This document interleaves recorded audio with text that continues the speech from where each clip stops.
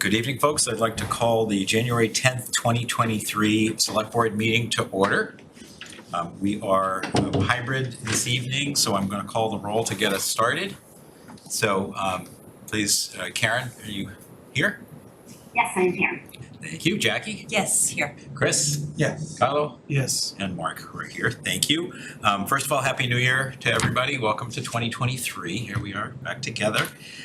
Tonight's meeting will be recorded for RCTV Live, Comcast Channel 22, Verizon Channel 33, and the videographer for tonight's meeting is Rob. For tonight's meeting, I'm just going to go through kind of the order of activities as a quick overview. We'll do public comment, followed by Select Board Liaison and Town Manager reports. I see Ade is on the line. We'll have a public health update. We'll then have a presentation discussion on the housing production plan. We have in front of us a desire to terminate an intermunicipal agreement with Wakefield for the POST program that both sides are interested in terminating. Next, we'll talk about Town Manager annual review, including approval of documentation and process. We'll then go on to talk about the Affordable Housing Trust Fund Board and startup process. We'll get a quick preview of the fiscal 24 budget or update and preview and update. Discuss future agendas, approve meeting minutes, and we'll be on our way. So from the top, when we start, is there anyone who'd like to make public comment this evening? She would. Mr. Carnahan, please come up. Thank you. Joe Carnahan, 39 Middlesex Ave. Real quick, but just a sentiment that I want to express and seem like the right forum for it. I want to publicly express my gratitude for the expanded holiday decorations that we had on the Common this year, including both the Christmas tree and the menorah. I'd also especially, I don't think she's on the call, but I'd like to especially thank Town Council for explaining all of the nuances and distinction about government speech, private speech, how to provide the right context so that our decorations would be correctly understood as, excuse me, it's cold outside, messes with my breathing, as secular and inclusive. I know some people did find it surprising that some of these symbols could be used in this way. I certainly learned a lot from Town Council's explanations along the way. So I want to say thank you to all of you for helping make this holiday season even brighter and more inclusive to all of Reading's residents. Awesome. Thanks, Joe. I don't see any public comment in the room. Any public comment online?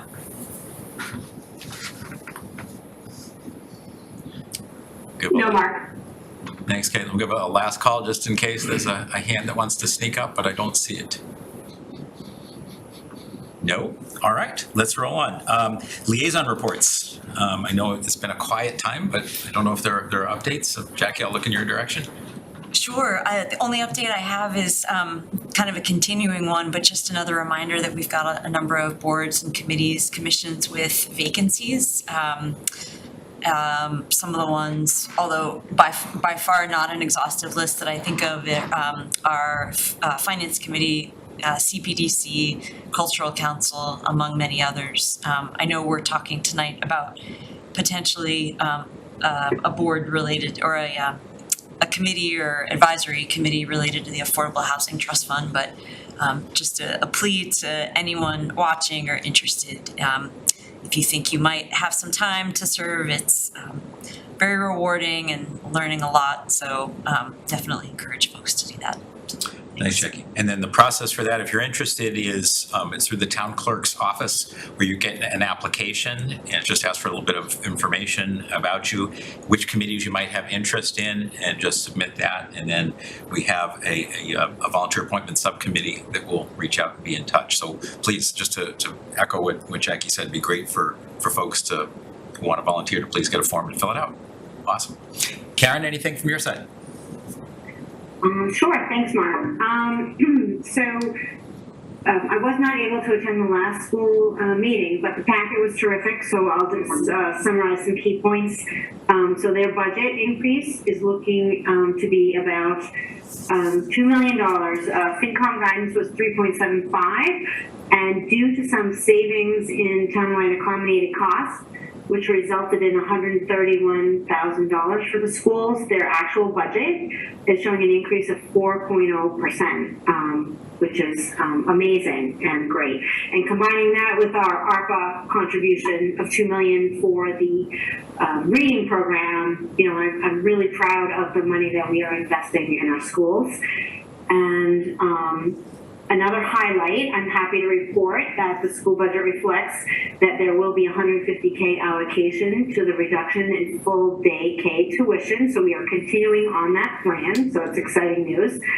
And a final item with the schools, a group of very active volunteers has been working since, I've lost track whether it's 220 or 221 to get a composting program going at the schools. And I'm very proud to share with you all that Birch Meadow is going to be the pilot site.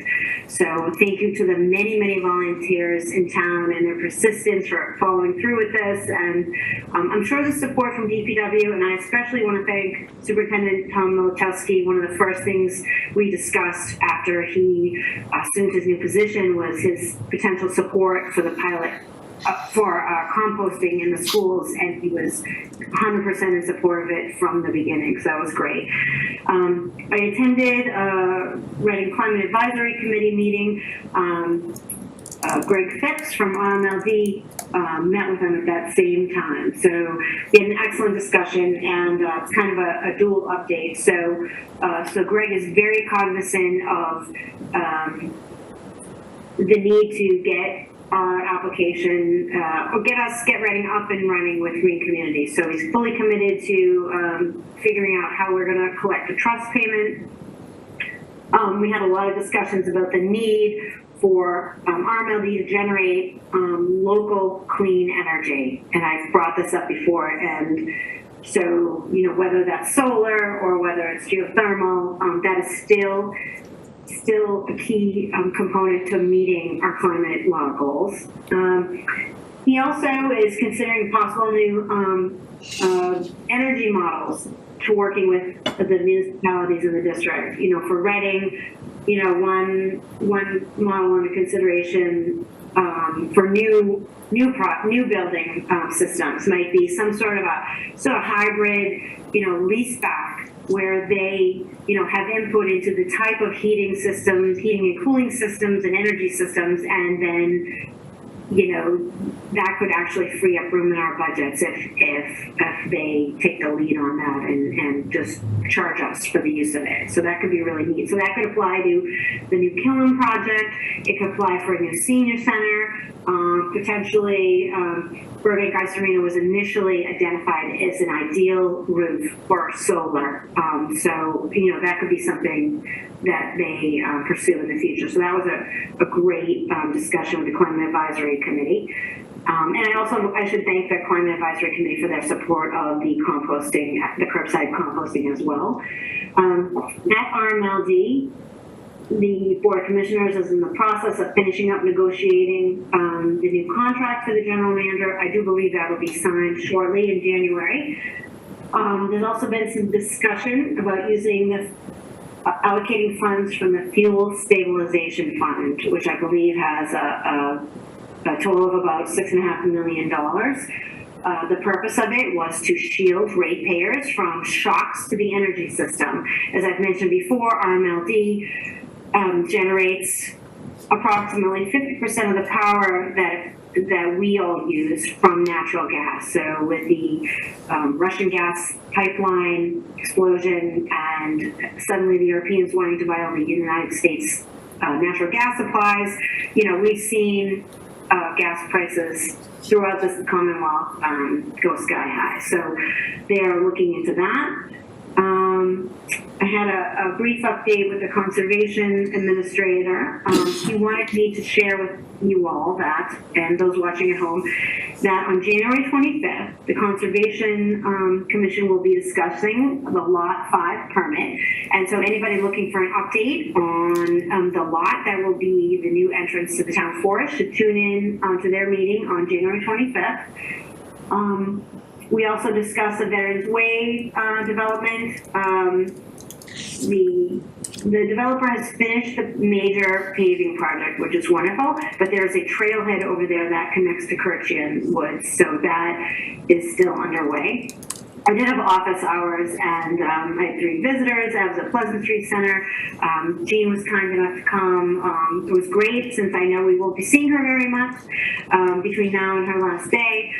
And let's see, I did have the opportunity, I tried to attend the drag story time at the library. I was unable to attend because it was fully booked, but I can report that it was, the folks coming out of the story time, the little ones, were extremely happy. I understood that the performers were great.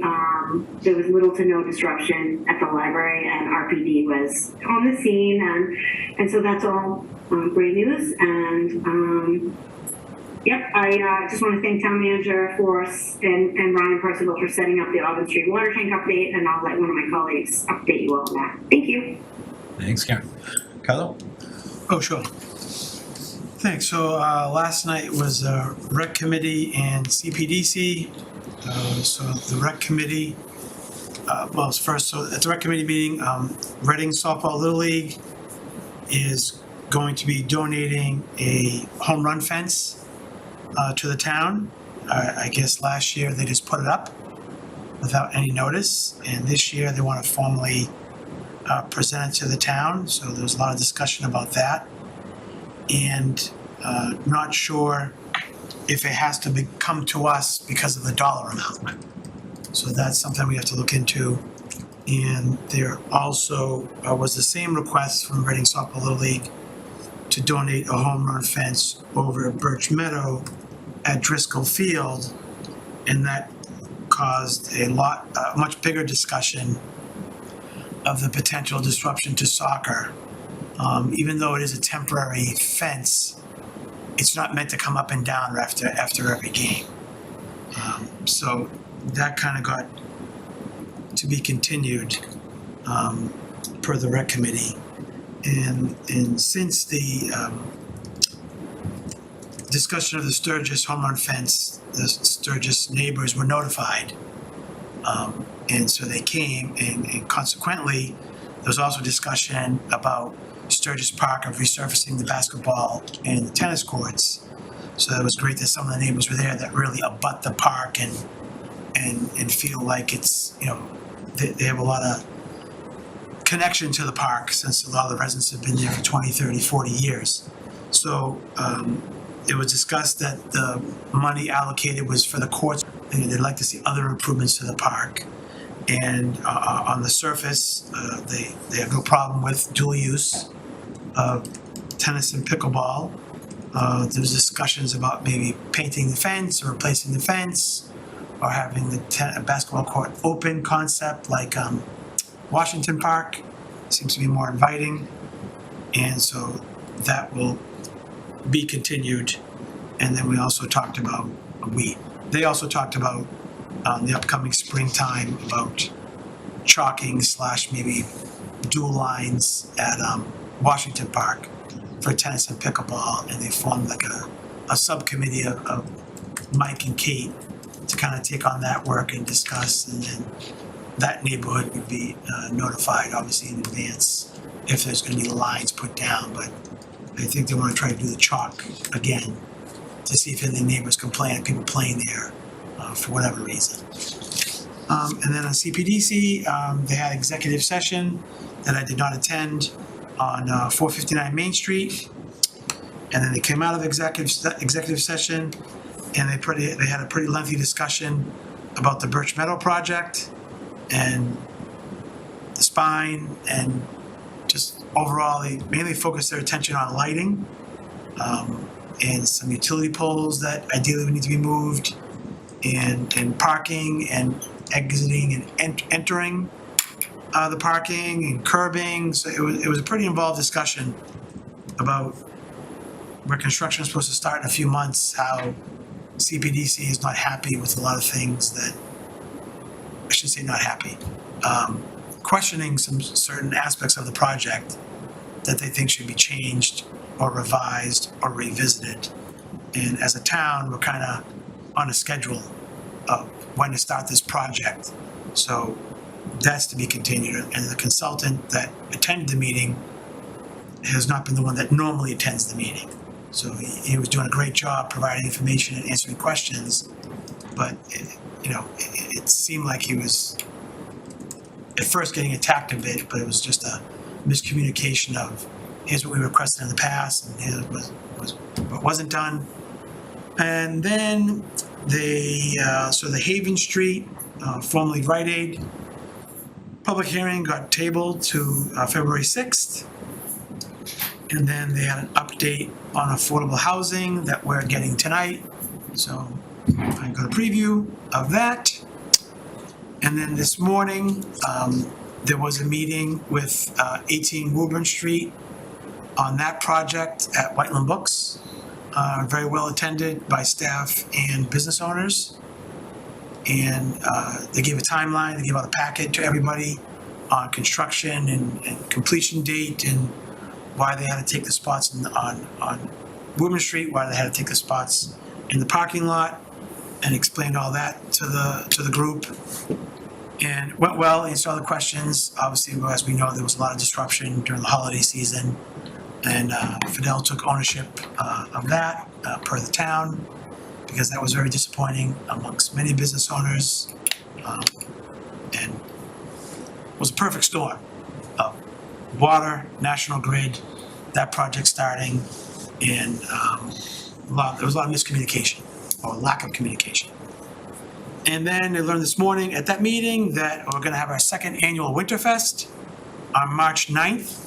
So mark your calendars, sponsored by the Reading North Reading Chamber from 5 to 7. It's a Thursday, very similar event to last year, which was great. The weather cooperated. I forgot to ask if there's going to be a rain date, because lately we've been having rain, not snow, but I forgot to ask that. So I will reach out to Lisa if there's an alternate date for probably rain, not snow. Snow would make it more fun, unless it's a blizzard. So that's it for me. Thanks, Carlo. Chris? Thanks, Mark.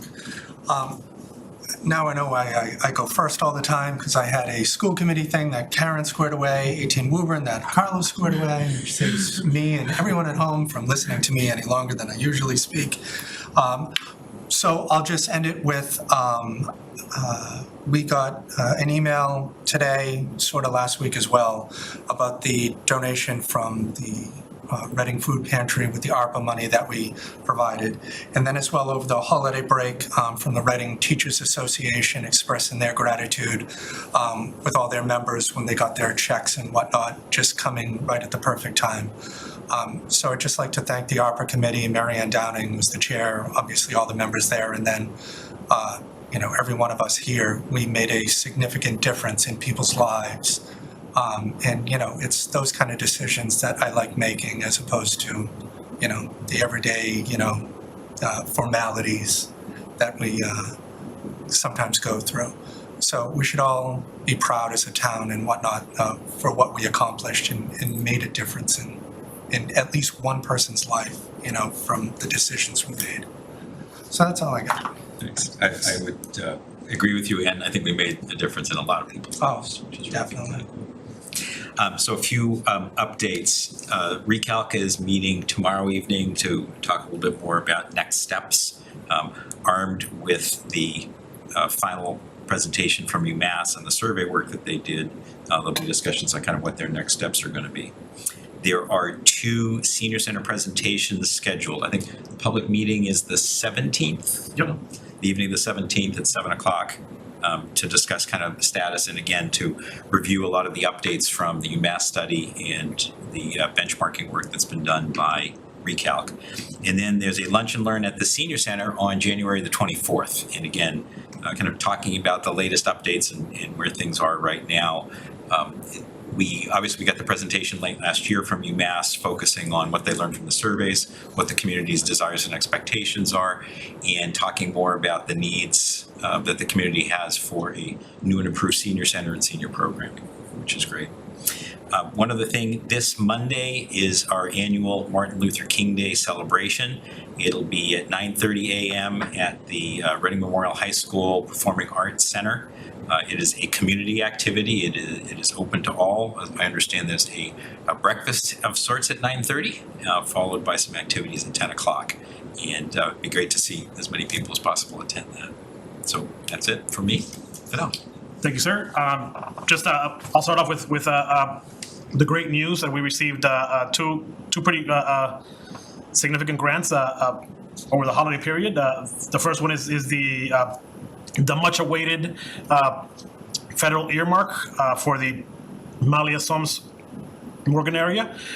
Originally, we made a request for $1.5 million, and in the end, the Senate increased it to $2 million, and we'll take anything they give us. So we're the public process for that project is starting. Andrew McNichol and Chuck Tyrone held a walkthrough before the holidays. We are going through the submittal process right now, and we hope to be in construction by the summertime in that project. It is going to be most likely a 2-year construction project, but at the end of the day, we will invest around $5 million, and only one of that million are town funds. So it will be a 100% transformational for the area and the town. The other grant was $500,000 from Mass DOT to install sidewalks on Auburn Street and Parkview Road.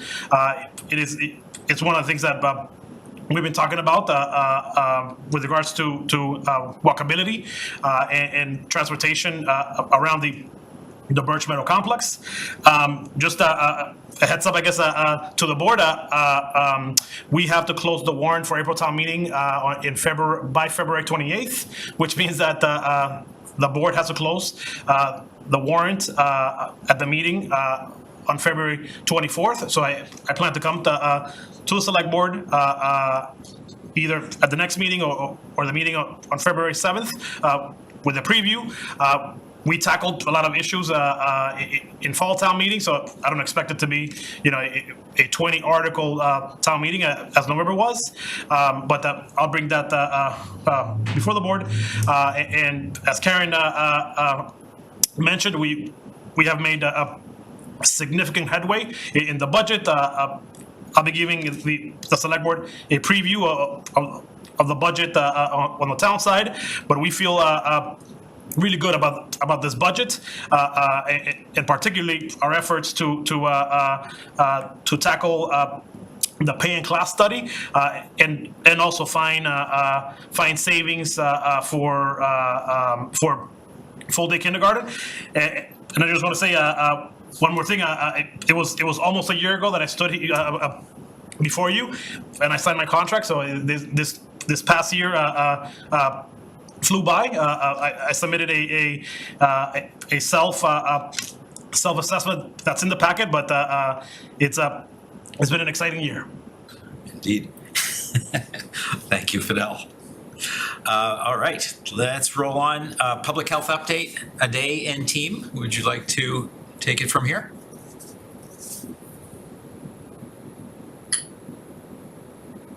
Absolutely. Is Caitlin here? Yes. Could you please share the... Yeah. You want me to do your video? Your presentation? Yeah. Okay.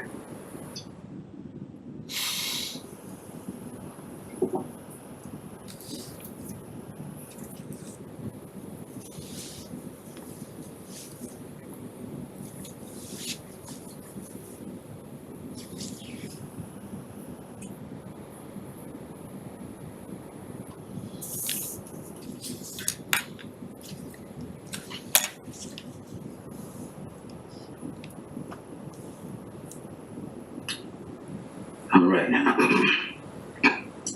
Good evening, members of the board, the town manager, and the general public. My name is Aday Solari, Public Health Director for the town of Reading. I am joined by Mary Juliana, Health Services Director for Reading Public Schools, and Mallory McDonald, Public Health Nurse for the town of Reading. Together, we will be presenting a public health update for the town of Reading. Next slide, please. In calendar year 2022, we had a few cases of infectious diseases. We had 7 cases of Campylobacteriosis. We had 6 cases of Salmonella, 2 cases of Yersiniosis, 3 cases of malaria, 3 cases of norovirus, 2 cases of tuberculosis, 1 case of strep A, and 1 case of Vibrio species. Next slide, please.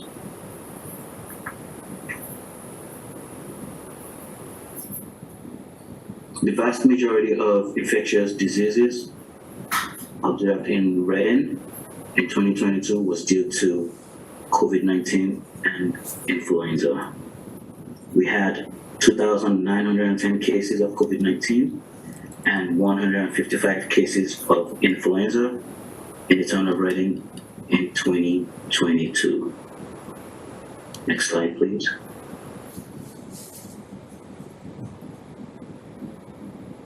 This slide shows that the town of Reading had about 400 fewer COVID cases in 2021 compared with 2022.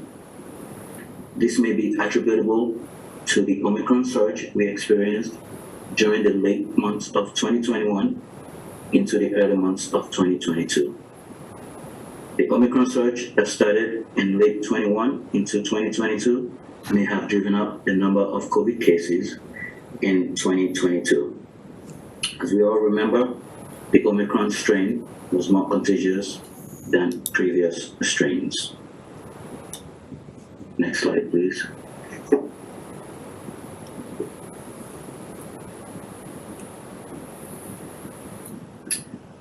So,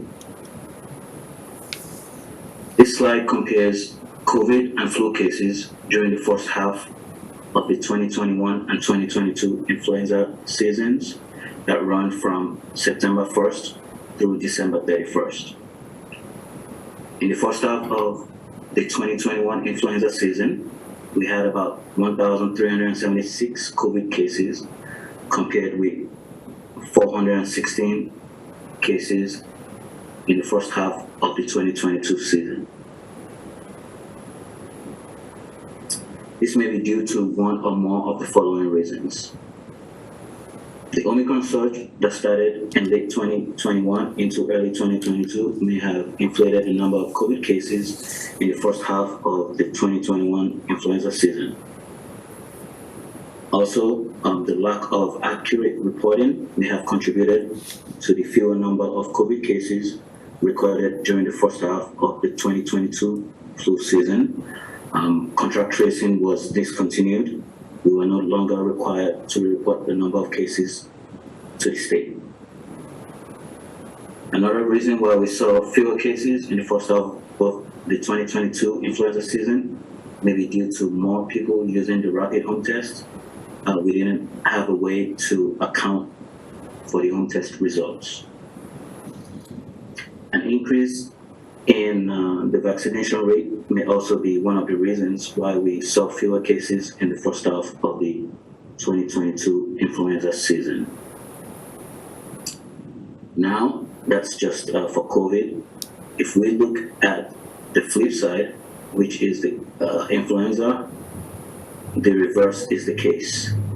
The influenza rates in Reading are already higher than at any point in more than 4 years, and the season is just halfway done. During the first half of the influenza season in 2021, we only had 24 cases in the town of Reading. During the 2022 season so far, we've seen that amount triple. We've seen 74 cases between September 1st, 2022 and December 31st, 2022. Next slide, please.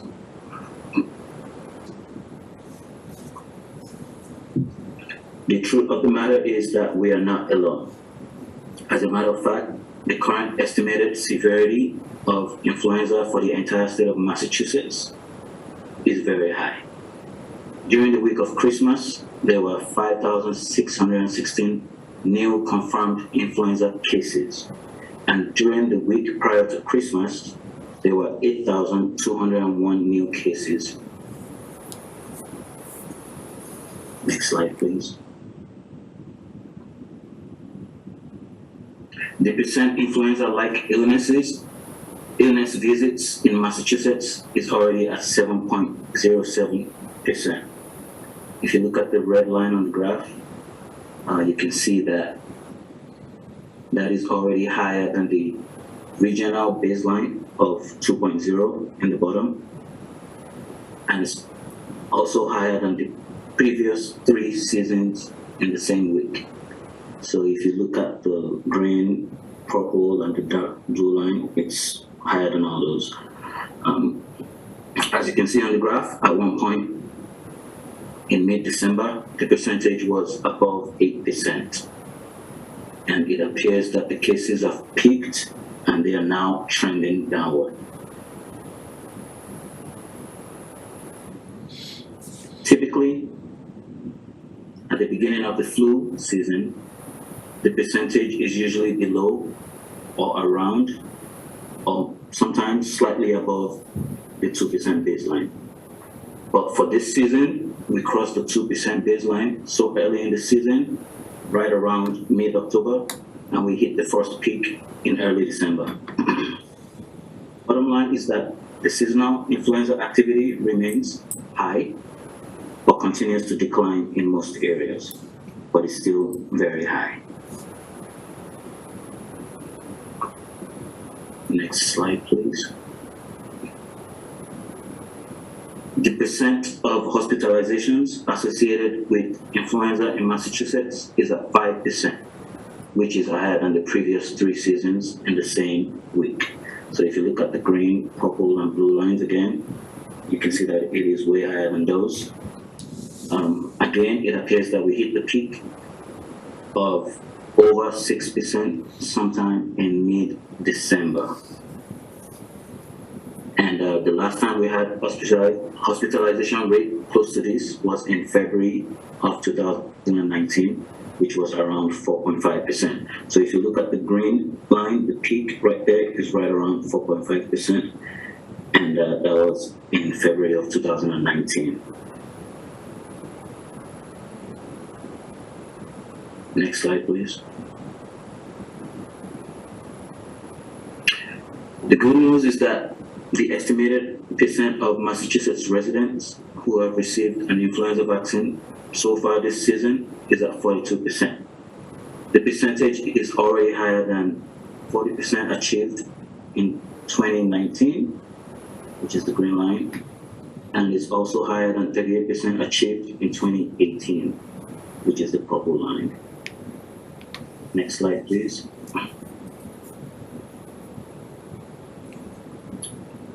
So,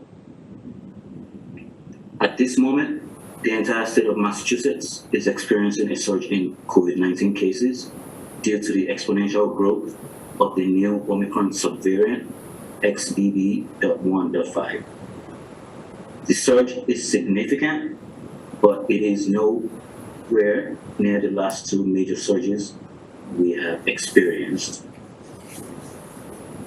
According to public health experts, this new variant is so contagious that even people who have avoided COVID-19 so far are getting infected. And a vast majority of Americans who have already been infected are likely to get reinfected. This latest variant, XBB.1.5, grew exponentially over the month of December 2022 from about 1% of cases nationwide to 27% as of January 7.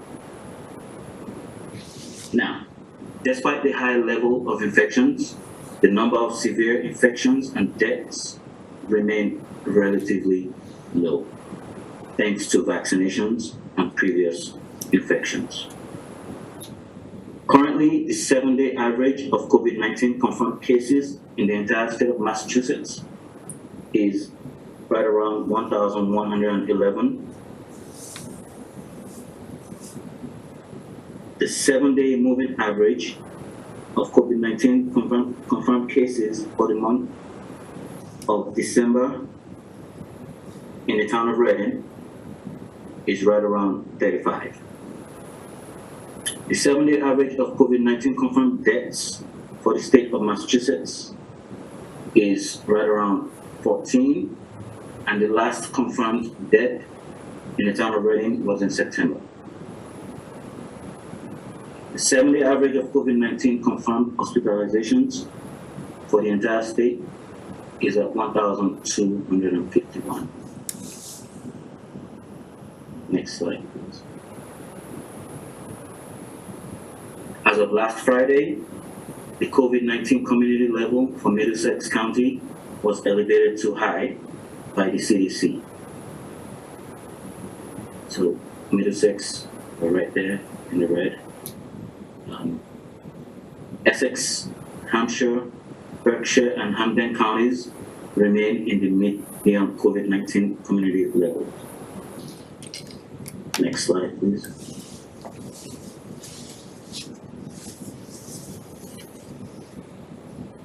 The recommended actions based on current COVID-19 community level in Middlesex County include: 1, wearing a mask indoors, in public, and on public transportation.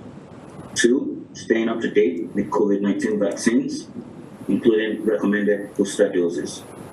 3, avoiding contact with people who have suspected or confirmed COVID-19 cases. 4, getting tested if you have symptoms. 5, following recommendations for isolation if you have suspected or confirmed COVID-19. 6, following recommendations for what to do if you're exposed to someone with COVID-19. And 7, avoiding non-essential indoor activities in public where you could be exposed, especially if you're at a high risk for severe illness. I will now turn it over to Mary for the Reading Public Schools update.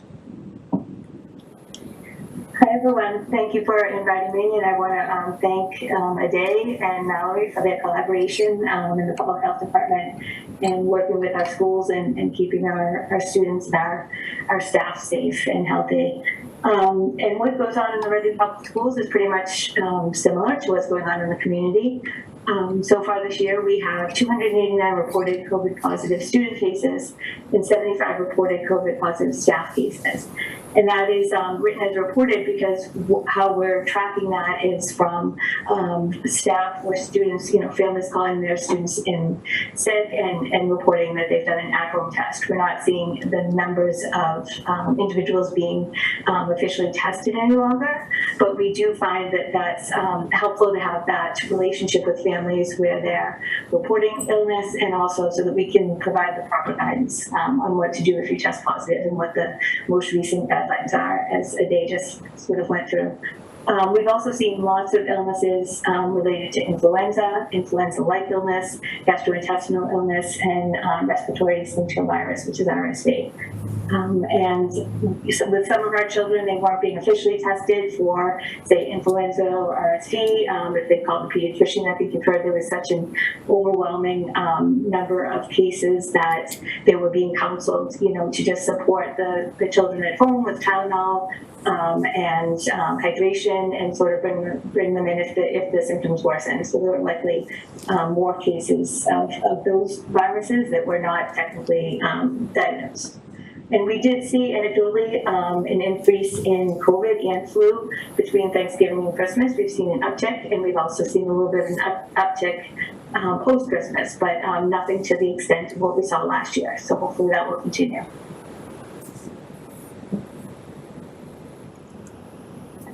So these are our guidelines in school for any illness, and we want to keep our children in school as much as possible, but we also want to keep everyone healthy. So in general, children can return to school when they're fever-free for 24 hours without using fever-reducing medications such as Tylenol or ibuprofen, when they haven't had any GI symptoms such as vomiting or diarrhea in 24 hours. If they have a bacterial infection such as strep throat, they need to be on antibiotics for at least 12 hours. And when they test positive for COVID, they can return on day day number 6 after a positive test or start of symptoms, and there's more specific guidance on that next. So in terms of when someone tests positive, the antigen or the rapid home tests are what we go by now. There's a 5-day isolation, and it starts with day 0 at start of symptoms or a positive test. They must be fever-free for 24 hours and symptoms resolved to return to school or work on day number 6. And they should mask around others days 6 through 10 unless they do test negative on those days. Students who are close contact, so maybe they have a parent or a sibling who tests positive, they actually can come to school as long as they do not have symptoms and they've been testing negative, but they do have to mask around others for 10 days from exposure. And if they do end up developing symptoms at school, we're able to do symptomatic testing on them at that point. Students or staff who develop symptoms, say maybe we're feeling fine in the morning, develop a cough over the day, they can stay in school. We can do a rapid test in school. If they test negative, they can remain there but should wear a mask until their symptoms resolve. So, most of the COVID cases that we're seeing are being diagnosed with home kits. We actually were able to send home test kits to all of our staff and all of our students. We distributed them to everyone before both the Thanksgiving break and the Christmas break. So we're very happy that we have access to all of those kits for just about everyone. But in terms of how are we tracking besides the home test and what's reported? That's our first line of knowing what the cases are. But we're also following the community rates, the hospitalizations and the deaths, with which Ade just showed you some of that data. We follow the wastewater COVID tracking, which tends to reflect the trends that we see as well. And there was actually an uptick recently that seems to be subsiding. So hopefully that's the trend in our number of cases and what we'll be seeing in terms of illness as well.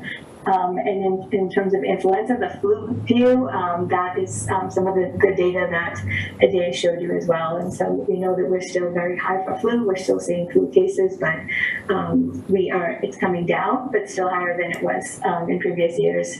And we do know that typically the peak of flu season is February. So hopefully we're having an early peak and things will get better with that.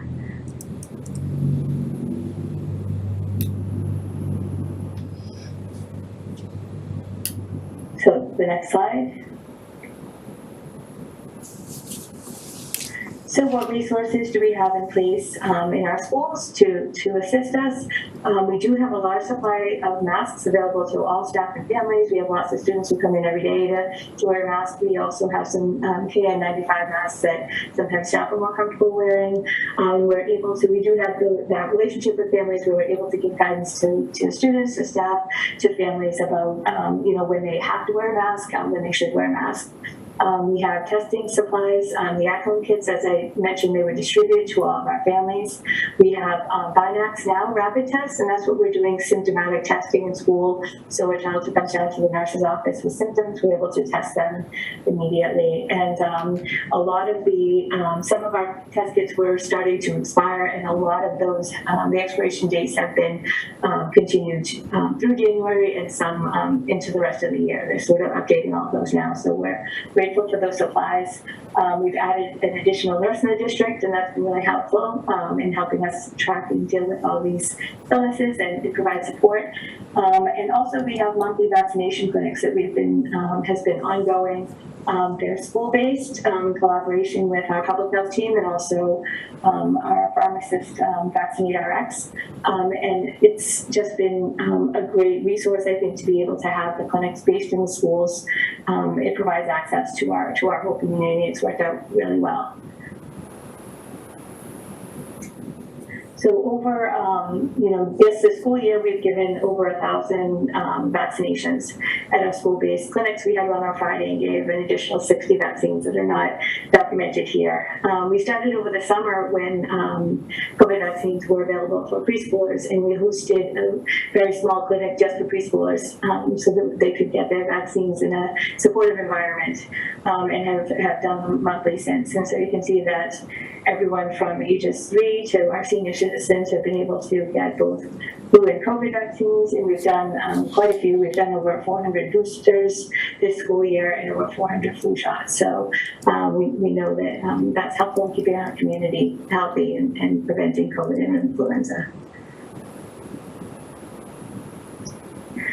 And what to expect for the rest of our school year, we know to expect the unexpected. As I said, last year at this time, we really had an amazing surge in cases. And although we're still seeing an uptick, we're not seeing anywhere near that number of cases. And I'm hoping that that's what continues. We also know that, in the wintertime, any of these illnesses can uptick. And that the flu season, although it looks better, is not over. And, we are hoping that COVID will become endemic, but it is still not there. And as things change, we are prepared to follow whatever the new CDC and public health guidance is. But all of these things are somewhat variables, but we do know that we have a lot more resources and a lot more tools, in terms of dealing with COVID than we did even a year ago.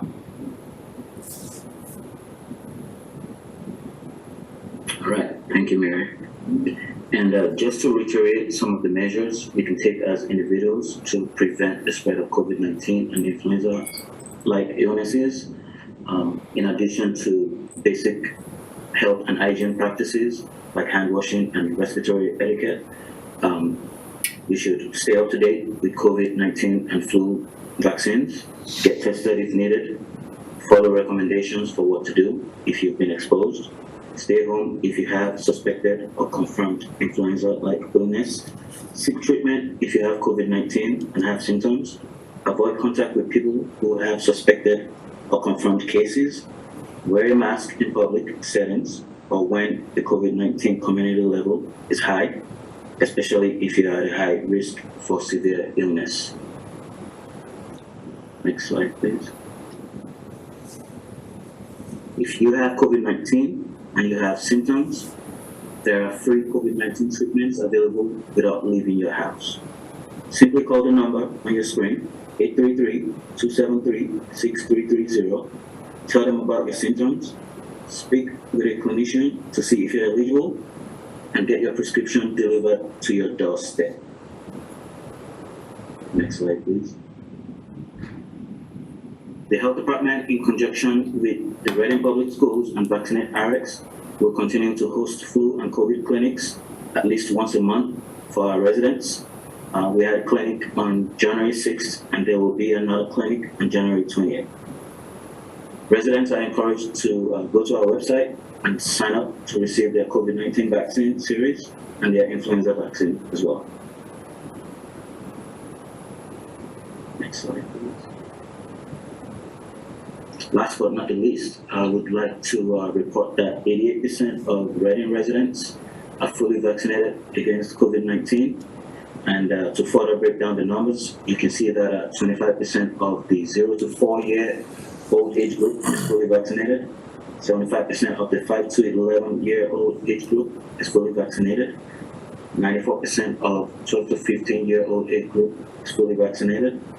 95% of the 16 to 19 year old age group is fully vaccinated. 90% of the 20 to 29 year old age group is fully vaccinated. 84% of the 30 to 49 year old age group is fully vaccinated. 93% of the 50 to 64 year old age group is fully vaccinated. 95% of the 65 to 74 year old age group is fully vaccinated. And 95% of the 75 and up age group is fully vaccinated. And I'm sure that you're wondering why only 25% of the 0 to 4 age group is fully vaccinated. Two reasons. One, parents are hesitant to vaccinate their kids. And two, the primary series was finally approved in June 2022 after so many delays. Next slide. This concludes the presentation. Please feel free to ask questions. Thanks, Ade. Board members, questions? Carl? Quick question, thank you, Ade. Can you just explain to us and the public what fully vaccinated means in present day? Okay, so it's a little bit complicated, but Layman's terms, If layman's you- terms. If you're fully vaccinated, 2 weeks, you're fully vaccinated if it's 2 weeks after your dose of an accepted single dose vaccine, 2 weeks after your second dose of an accepted 2-dose series, 2 weeks after you receive the full series of an accepted COVID-19 vaccine, not the placebo, in a clinical trial, and 2 weeks after you receive 2 doses of any mix and match combination of accepted COVID-19 vaccine administered at least 17 days apart. If you don't meet these requirements, you're not considered fully vaccinated. A booster dose is not needed to meet this requirement. A person who has received only 1 dose of an accepted 2-dose series and has recovered from COVID-19 does not meet this definition and therefore is not considered fully vaccinated. Thank you. Thank you. Thanks, Mark. And thanks today, Mary, for that. Is there a reason why the COVID numbers aren't being reported anymore? That's what you mentioned earlier about 2022, right? Correct. It was a state law. They asked us not to report them anymore. Is there a reason why? I mean, it just seems easy enough if they're doing the flu still, right? Or no? Not really. I mean, I think I'll let Mallory chime in on that. So we get reports of them, like I see, like they come through Maven, same with flu. We're just not required to start investigating and calling people anymore because by now, like, usually everyone knows what to do when they have COVID or they know who to call to get reassurance to what to do. It's more that people test at home or people just don't want to test. And that's what we're seeing. Like a lot of people have home tests. Like I've had a couple of Reading residents call me and like, oh, well, I took a home test. So home tests don't get through Maven. So if someone tests at home who's in Reading and they just don't go to work and tell their employer, I won't know unless they personally tell me. So the reports are kind of mismanaged now and everyone has home tests. So I guess my follow-up to that is then how with the new Star Wars equivalent variant that is out there, how are those numbers being reported then? We look through wastewater. Obviously, when wastewater is high, we know it's getting high. Also, usually hospitalizations will spike and we'll start to see outbreaks in our like nursing homes or assisted livings. And that's how we'll know usually, or even schools. Like once when it starts spreading through school, we know there's going to be an outbreak soon after. We also do have to report, and so anyone who has a COVID test in a lab, so if you go to the doctors and you're really sick, they're going to test for COVID and flu and RSV. If they do any of those panels, those are the ones that are reported. And when we test someone in school, we're considered a lab for those purposes, and so we do have to report those. So the ones that are officially done in a lab are all reported. It's the home tests that aren't reported. And then do we know how many deaths from influenza or whatever in 2021, 2022? Are those numbers available? In Reading, not just in general? No, it's only state level, but there's no report. There's only one report to really see deaths, and it's for COVID. And that just came out in the last year and a half. All right, yeah, I was just mainly concerned because I know Ade said the number of cases dropped in 2022. So it might just be because no one's reporting it anymore. Also might contribute to that. Correct. I made that point during the presentation. Yep. All righty. Thanks. Jackie? Yeah, thank you and to your teams for keeping us healthy. Question about kind of the path forward with respect to COVID vaccines. Are there insights you can share about kind of the expectation of how frequently we can expect to receive boosters kind of widely available? Will it depend on kind of how future variants behave or how they spread, or will it become more like a seasonal over time, like a flu vaccine that we prepare for as the weather gets cold? So at this point, we can't predict that.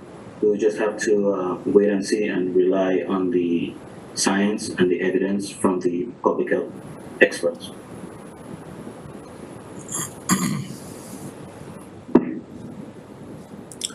Karen, any questions?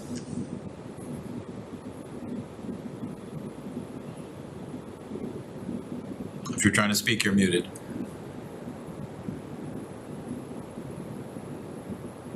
Let me ask a couple of questions while we'll dig in. No, I have no questions, thanks, Mark. Thanks, Karen. Dave, Mary, do we have any data on the number of people that are boosted? So you indicated the criteria for fully vaccinated. Do we have any information on those, or percentage of people in the community that are boosted as well? Or just Yes, boosted? we do have that information, but I did not compile that information tonight. If you could share it at some point, that would be great. And then second question is, I know that the rapid tests have been continually getting updated valid dates. I noticed that the latest one, however, is like the first couple of days in February. Do we expect that they'll be extended further, or do we have plans to get new tests? It is a possibility that they will be extended further. About a week ago or 2 weeks ago, we got new COVID tests delivered to us from the state. I haven't checked the expiration dates on those yet, but it looks like they may be probably expiring later in the year. Okay, so Some of the ones we have were just extended till the end of the year, till like October. oh, wow. Okay, so the ones I think that we have at Town Hall right now, I think the date just outside the door was like early February of 23. So I'm just wondering, what's the plan, once we get toward the real end of life for those, is there a plan in place to get new tests? So I know that we allocated, a substantial amount of ARPA funds to make sure that we wouldn't run out. I just want to make sure that we in fact don't run out. Yes, at this point, we have new tests that just came in last week. The state for free.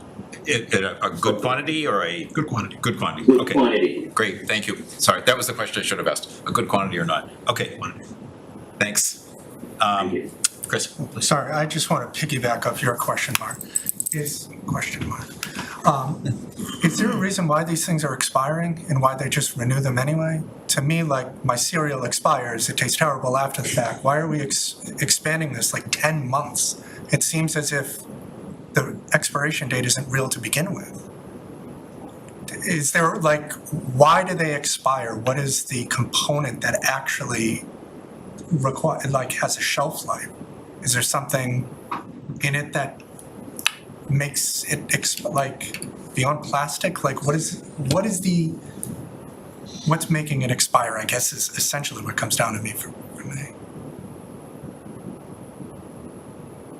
I don't have an answer to that question. Does anybody? I don't think anyone's gonna know. It's the solution that expires, but the whole problem was to get the test out so fast and to get like FDA approval and everything, you need an expiration date, but there wasn't enough studies done to see how long it can last. So they make sure it's like not really gonna expire. They keep doing tests and further, like I'm not a chemist, I can't explain everything, but I just know that they slapped the date on it to get it out as fast as they could, and then through research, they realized these do have a longer shelf life. So I guess, have any of the tests that we've ever had truly expired? Like, if I had one from October 2021, like, was really those got all tossed or something? Was there guidance on that? Just generally. So there's a website you can go to, and you can plug in the brand and the name and everything of the test kit, and it tells you when it really expires. I can share that website with you. Yeah, if you could, that would seem. Because I'm on the fence of why are we buying extra. Fidel just mentioned we just got it from the state for nothing. So to me, Yeah, it was for free. but yeah, for us to buy anything. Yeah, and it was the third shipment from the state. So the just about every 3 months we get a notice of, you know, a free test, and poor Joe Huggett says really, we've got a room full, and we say, well, it's free, bring it in. So we've got plenty of stock on hand right now. So if we do get more, then we're not on the hook for paying for them, so. It is free from the state. Mark? Yes, Karen? I was just wondering, thank you for this update. I have been wondering, a family member of mine did get COVID. It is highly contagious. Lots and lots of people are getting COVID. Could we issue some I'm glad to hear we have a great supply, and I happen to see a couple at the libraries, but could we issue some information to the community about where we can go and get tests? If we don't need to buy them, that would be great. And I think that would be wonderful for people to know that they are available. Thank you. I think they're at, I'm sorry, go ahead, Ade. I said we could do that. Great. I think right now, though, it's town hall, library, the senior center? Yep. That's right. Awesome. Any other? Awesome. Thank you very much, folks. Thanks for coming in. Thanks for sharing this. Very much appreciated. Thank you very much. Thanks. you all. Thanks.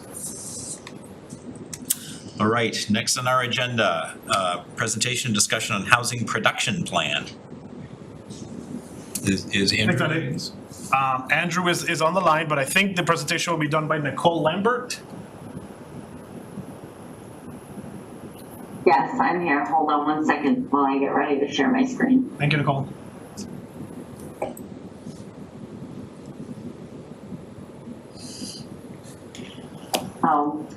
Thank you all for your attention tonight. We're going to dive into the housing production plan process, some of the data that we were able to collect from the survey, and kind of a brief overview of the goals and strategies that we have. One, some continued from the previous plan, and two, some new strategies that we kind of came up with through our interview process and survey process. Excuse me, Nicole, before you go on, a couple of Yes. things. One, can you just introduce yourself to those people like who don't know you? I'm sorry. I am like always in the tunnel. I'm Nicole Lambert. I'm a project manager with Answer Advisory, and we have been assisting the town with their housing production plan. Awesome, thank you. And then, no worries. And then the second comment is, I don't know if you think you're sharing your screen, but if you are, we don't see it. I am not. Hold on Okay. 1 second. All right, no worries then, sorry. Just wanted to make sure. No, I was. Can you guys see it now? Yes, thank you.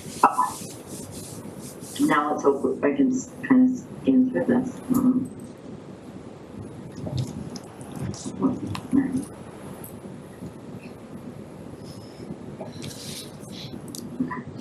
So we just kind of quickly did that. So we've been working very closely with Andrew over the last few months. So tonight, what we're going to kind of discuss is a little overview of what the housing production plan actually is, where we are in the process of creating this housing production plan, some information and feedback that we received from the public survey, information related to the subsidized housing inventory additions that have been made since 2018, and then just some information on the next steps and some closing remarks. So just kind of a brief overview. A housing production plan is basically the community, city or town's strategy for their plan of developing affordable housing. So the housing production plan accomplishes quite a few things for a municipality. It creates a strategy to enable the city or town to meet the affordable housing goals, which is set by the state of Massachusetts. And if you see that as number 3 right there, each city and town is required to meet a goal of 10% of all housing to be dedicated as affordable, restricted to those earning 80% or less of the area median income.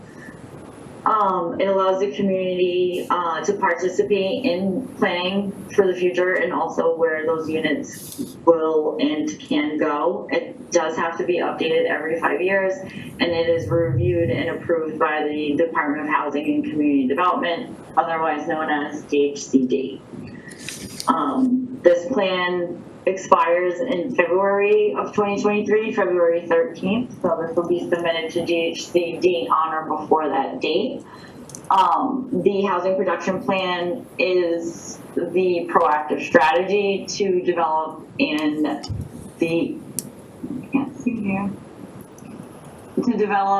determining the type and the pace of housing growth. Where this helps us identify the needs in the community, housing needs in the community, which were pretty interesting. Identifying different sites for development and guidance from the community as to where the prime locations are for development.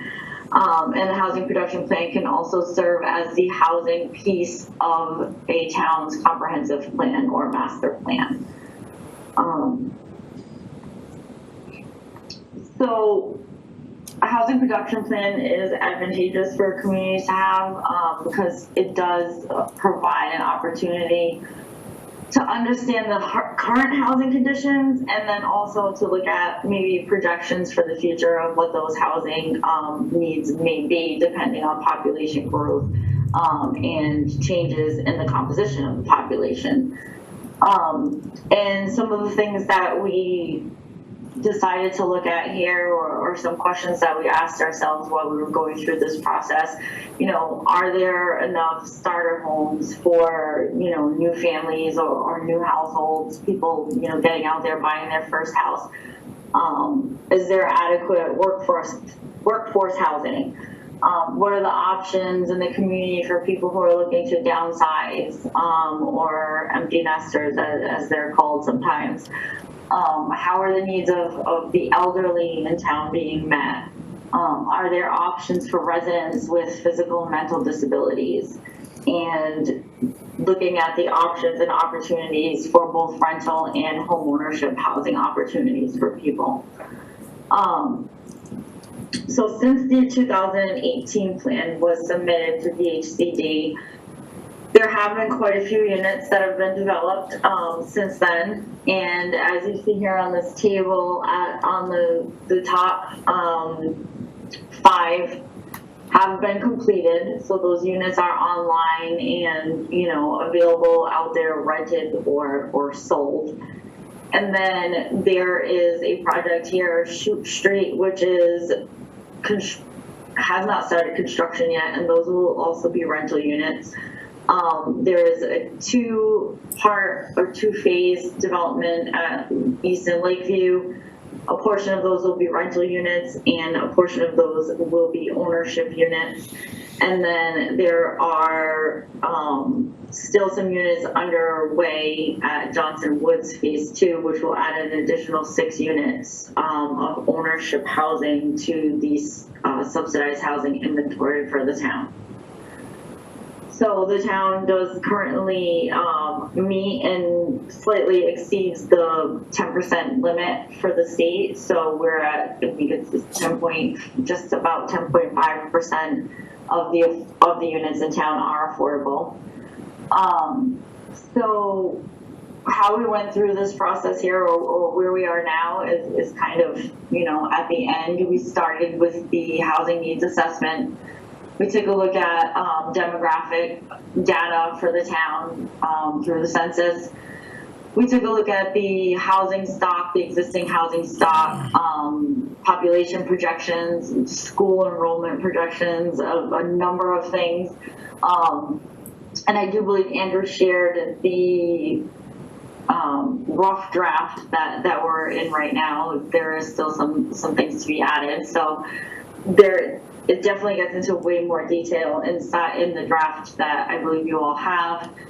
We took a look at the development constraints and limitations, looking at zoning, looking at available land, and other opportunities there, and then the town's capacity for growth and mitigating development constraints that some of these new developments may place on infrastructure and, town systems and such.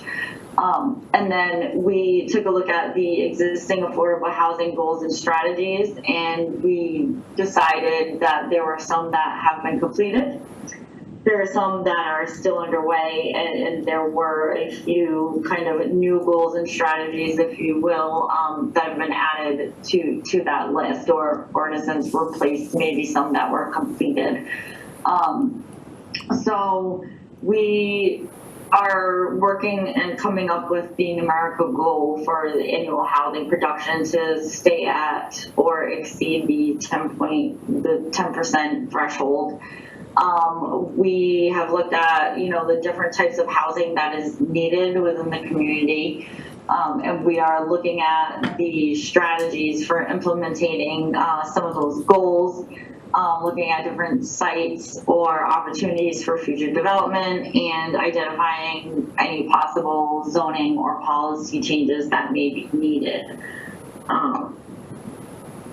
So far to date, we've had 2 public forums. So on October 24th, we had a hybrid session, which was in person and available on live feed on October 24th at the library. And then on November 29th, we held a completely virtual meeting by Zoom to, review the survey results and other information that we found through that process. Last night we presented for the CPDC, and tonight we are in front of you all, and all of the forums, the public forums, were recorded and are available on the town's website. And just to kind of segue into some of the things that we found through the survey and community feedback. The survey was closed on November 18th at 5 p.m. and we received 793 responses from residents. This chart here shows us how many responses we received, or the percentage of responses per precinct. So we did have people enter where they live in the survey, and this kind of gives us a picture of how widely the survey was distributed. So it seems that we kind of held steady on average right around that 10% mark within every single precinct in town. So that is a good, nice even distribution there if I ever saw one. Just some kind of demographic information to quickly go through here related to mainly census data. I'm sorry, not census data, respondent data. So over 90% of the respondents obviously identified as Caucasian. 52% of the respondents were identified as female. 54.45% of respondent households made over $150,000 in the last year. 95.8% are non-veterans. 89.17% of the respondents are homeowners. 80.34% of homeowners live in single-family homes. 59.61% of those homeowners do currently have a mortgage on their property. 65.78% of respondents do plan to stay in their current home as they age.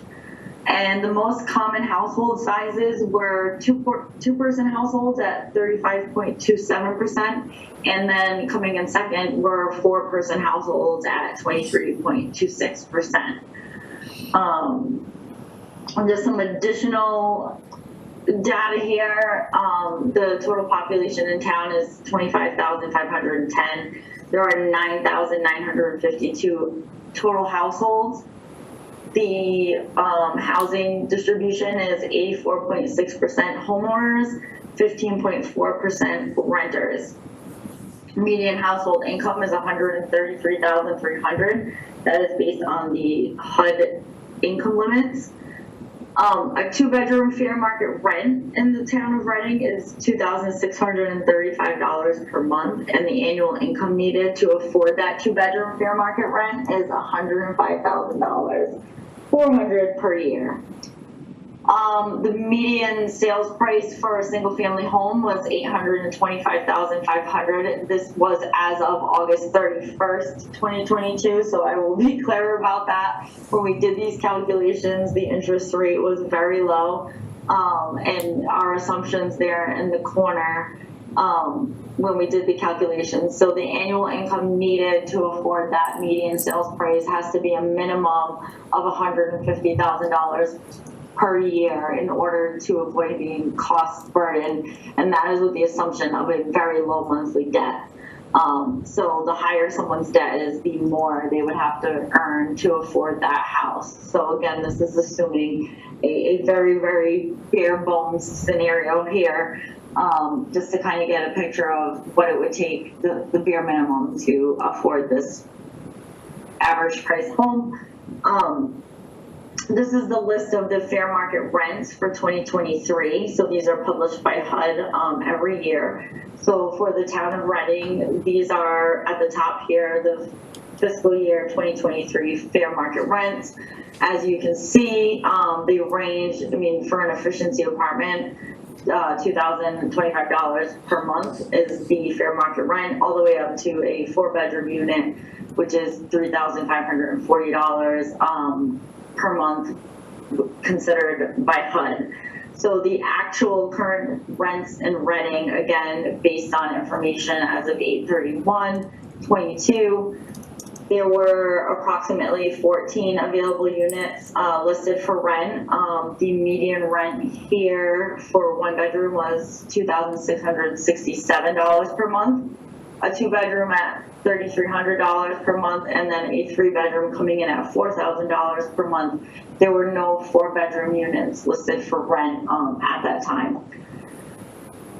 So we took this a little bit further, and we decided to kind of take a look at what the hourly wage would need to be in order to afford a fair market rent apartment in the town of Reading.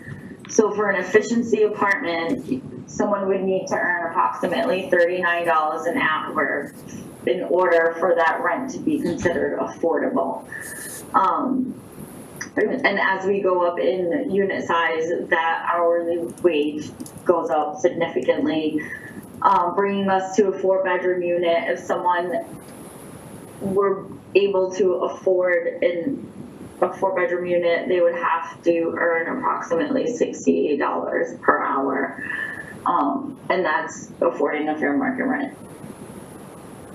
And then we took a look at the affordable sales prices here based on the median income, the 80% area median income limit, and the very low income median area median income limit. And so we listed in the second column there the income limits, what the affordable purchase price would be for someone at that income. And again, this is assuming a very low monthly debt, what that estimated monthly mortgage payment would be, and what the difference is between what that family can afford and the actual median sales price in the town of Reading.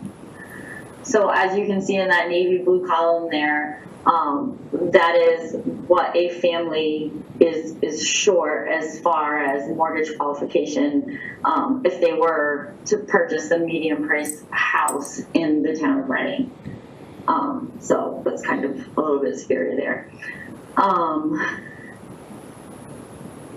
And then in general, we asked survey respondents to rank what they would consider or what they would support as far as methods to develop affordable housing. So these were kind of the top 3 answers amongst the rank here.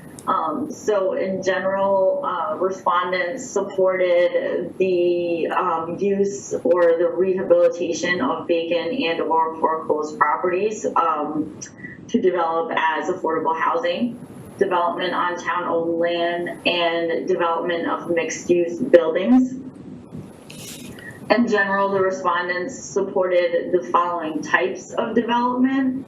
So they would like to see some affordable single-family housing, or some smaller multi-family owner-occupied type housing, 55-plus communities, assisted living and or senior housing units, and were supportive of accessory dwelling and or in-law apartment units as well. And then to kind of get into our goals and strategies here, we took 3 different areas of focus. So we developed goals and strategies around regulatory and development area of focus, looking at zoning, different regulations, development tools, geography, and other topics as well. We took a look at funding and resources, and in that category, we're looking at, revenue sources to support the development of affordable housing, other community and local support, incentives that could be used with developers, and other opportunities as well. And then the final area of focus was leaderships, partnerships, and education, and taking a look at collaborations, any trainings, inclusivity, and additional programming. So in the first category, the regulatory and development strategies, we had 6 strategies here. Actually, I believe there may be a few more. So taking a look at zoning that would comply with MBTA communities, which is definitely a hot topic right now. Number 2 is looking at zoning districts and geographies where current regulations could be modified to allow additional development of SHI units. 3 is to strengthen and expand inclusionary zoning to further promote and or develop affordable housing opportunities. Number 4 is to amend zoning bylaws to define and permit congregate housing.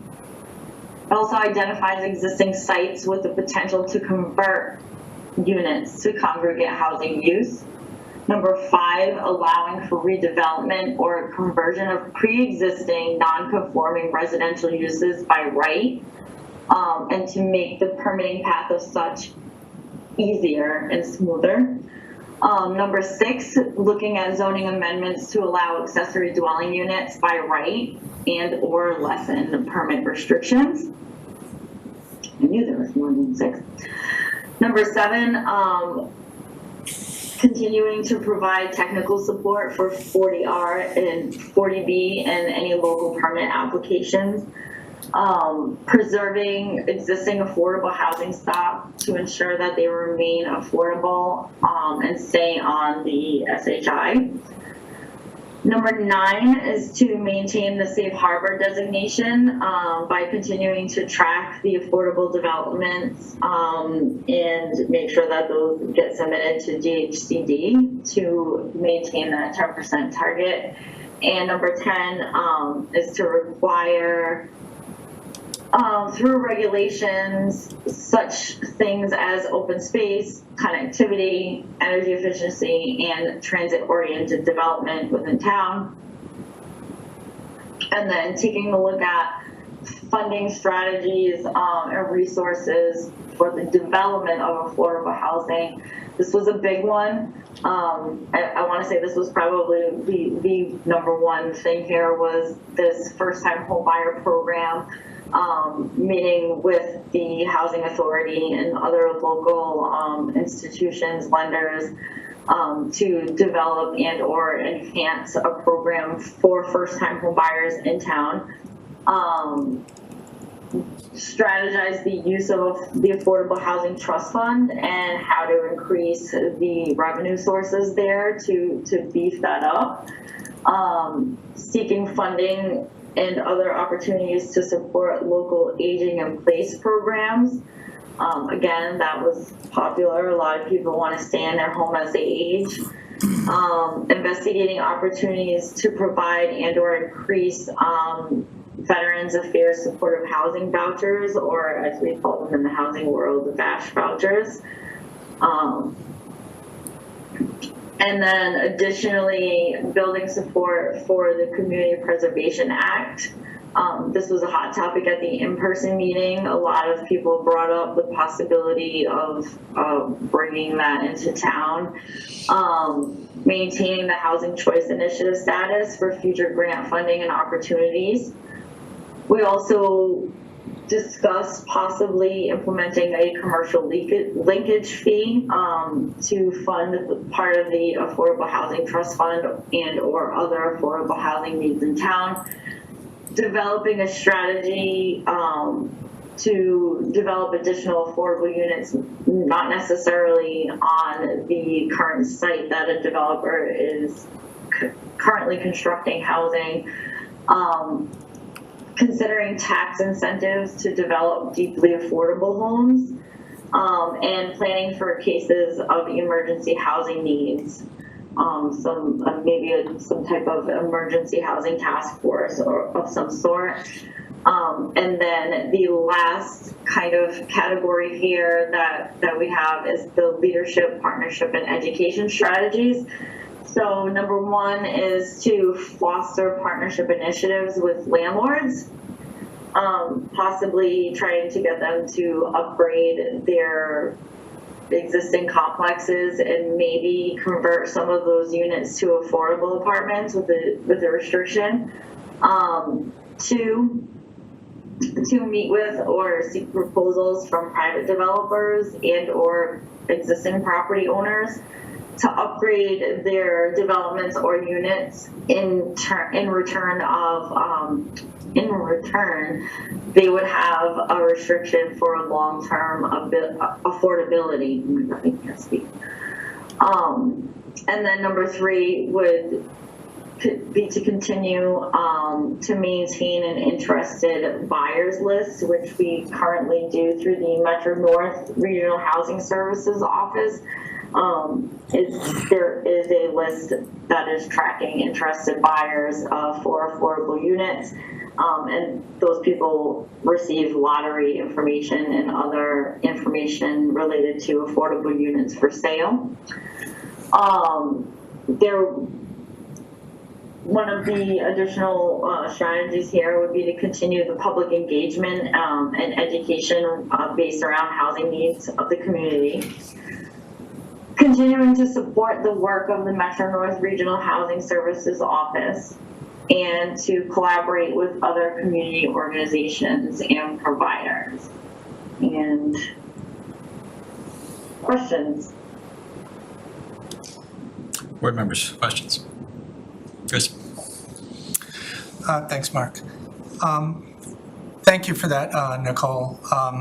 Essentially, I guess for me, do we know if we continue on the path that we're going down currently, do we think we drop below the 10% mark by the 2030 census? Like, do we have a guesstimate, like we're going to be massively under or still over, or how are we looking at this time? Hi, Chris. I can help answer that. So staff does track the SHI and when units will fall off and on. It's a very fluid number. So we're aware that some units may fall off in 2023 and then get back on after permitting. But at this point in time, we're fairly confident that working along some of these partners that will look to maintain our 10%. So how does it work? Is it only during the census, or like at any point when we drop below the 10%, then we are subject to the 40B stuff and whatnot? So the census gives you your denominator for the SHI, and that's good for 10 years. Your numerator is subject to change because there's just a lot of, for example, if an approved project, they get on the SHI when approved, if they don't get a building permit within a year for whatever reason, they fall off. When they get a building permit, they're back on, then they have 18 months to get occupancy. If they don't, they fall off, and if they do, they get back on. So there's a lot of in and outs, plus let alone when regulatory agreements expire and other that we also look to track. So there's a bit of nuance to it, but we have a pretty good internal working list. So essentially, since we're at 10.5, even if a couple of these fell off, we're still like, that's not, is it moving the needle? Like, how much if 20 units fell off, what percentage is that gonna dip us? Like 0.01 or how does that? Likely a little more than that. So we're at 10.5% currently. And, you know, there's many projects that could potentially fall on or off. So, you know, we're working to make sure we're ahead of that with the developers and looking to get their permitting when they can. And this is only good until 2030-ish, the current projects and the current projections you have.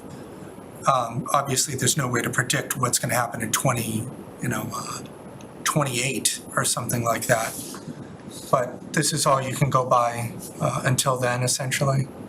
Right. So, you know, it's up to us as the town to continue working to promote and help develop affordable units. So through zoning, through inclusionary zoning, through smart growth and other. And that can be hard to predict. Those take time to implement. Alrighty, thank you much. Carl? Thanks. So I guess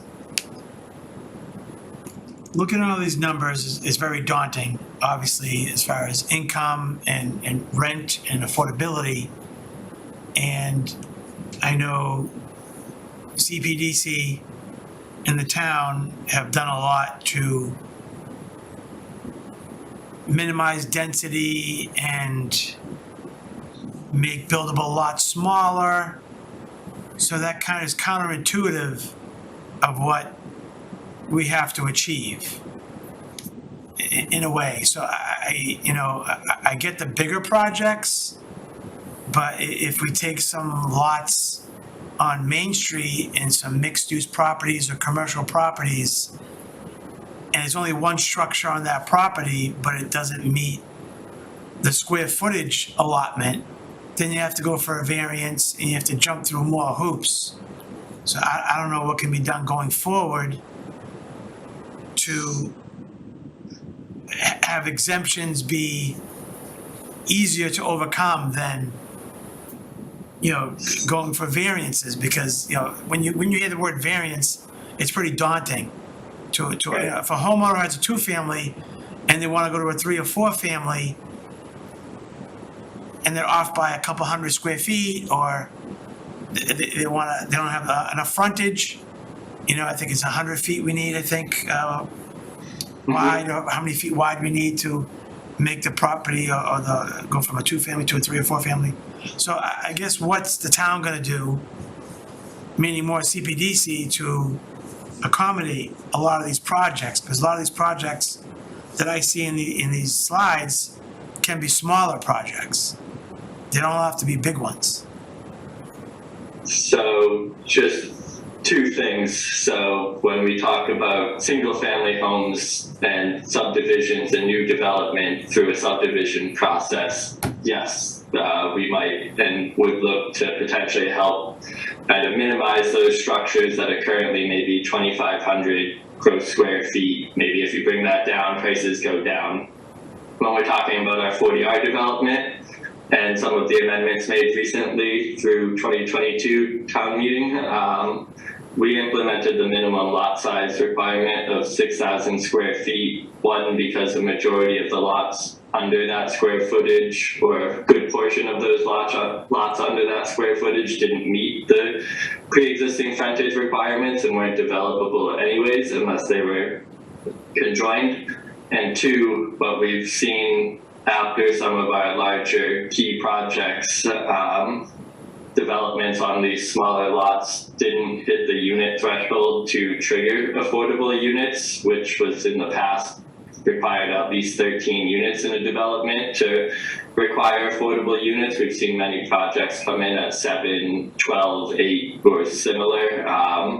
So realizing that we weren't getting affordable units through some of the 40R developments on the smaller lots, we looked to set that minimum lot size requirement to help establish lots that would either be conjoined or larger lots that would be developed that will hit the unit threshold. And we did also look to lower that unit threshold now as well through those same amendments. Okay, yeah, no, I get it. I'm more interested in like South Main Street, where you have a lot more properties that have more square footage. Where it's a commercial aspect to it, where you can do either mixed. We got that one building that's, I believe condos that got completed last year. Correct me if I'm wrong. I think it's condos, not apartments, on South Main Street. And I know there's a few other properties on South Main Street that haven't been developed for whatever reason that could be developed. So, and I know sorry, didn't mean to cut you off there. No, that was it. And I know you'd work with someone if a project's proposed, but what is the town doing working with those sites that can be developed? So South Main Street is a tricky portion of town, one in the fact that it's our main commercial corridor and we do want commercial there. I think it will be reviewed during the MBTA communities process, but keeping commercial and mixed use there would be part of the intent, I believe. But we did implement a mixed use bylaw in 2019 for South Main Street. I think it's shown, and a lot has happened in the world since 2019 between the immediate pandemic after the fact and now some of the market factors. But I think looking at it in today's world, it can be a little restrictive. We have high parking requirements, we have high commercial space requirements, and that it's a special permit process rather than similar to 40R site plan rather than a by right process. So we have looked to push for development down there, but the bylaw just hasn't been utilized to date since its inception. So I think it warrants taking a look at it again. Okay, thanks, appreciate it. And sorry, I should add, South Main is tricky because there's many split zoned lots along that corridor between Business A and S15. So that adds another slight complicated factor in some development. No, I understand. I think it's just there's only so many places we can build in Reading. Right. And I know we've talked about Oakland Road as a potential site, and maybe we're still pursuing that. I really don't know. For affordable housing, but this presentation, which I've seen twice now, is just daunting. Great. Jackie? Thank you to staff and to the Answer team. I've participated in the Housing Production Plan Working Group over the past few months, and I agree with Carlo that it is daunting. I've seen the figure before, but it always jumps out at me that essentially the median household income in Reading qualifies as cost burdened for housing. Really brings it home. In terms of procedure, I noticed that the production plan date is February 13th, and I understand that we have a deadline for the state, but is this our discussion with a vote at the next meeting? Exactly. Okay. That's the goal. Yeah. Yep. Yeah, that was our intent, if that's fine. Okay. Yeah, and I do think also that, on not quite on the heels of this, but soon after this, is we have to go through the zoning bylaws process for MBTA communities. While I'm sure that'll be, involve some back and forth and a bit challenging. I think it'll also help us maybe focus in on opportunities to address these needs. So, nothing else. Thanks. Yeah. Karen? Thank you, Mark. So this is an amazing report and depressing.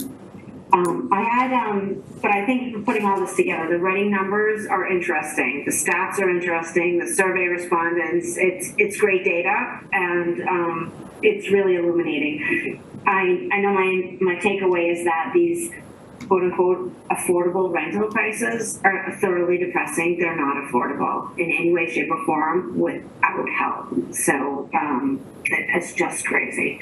But I had specific questions about so the slide, the SHI units developed since 2018. Initially, I was curious about the postmark because if I'm reading it correctly, all of the units are noted as affordable units, and I don't think that's correct.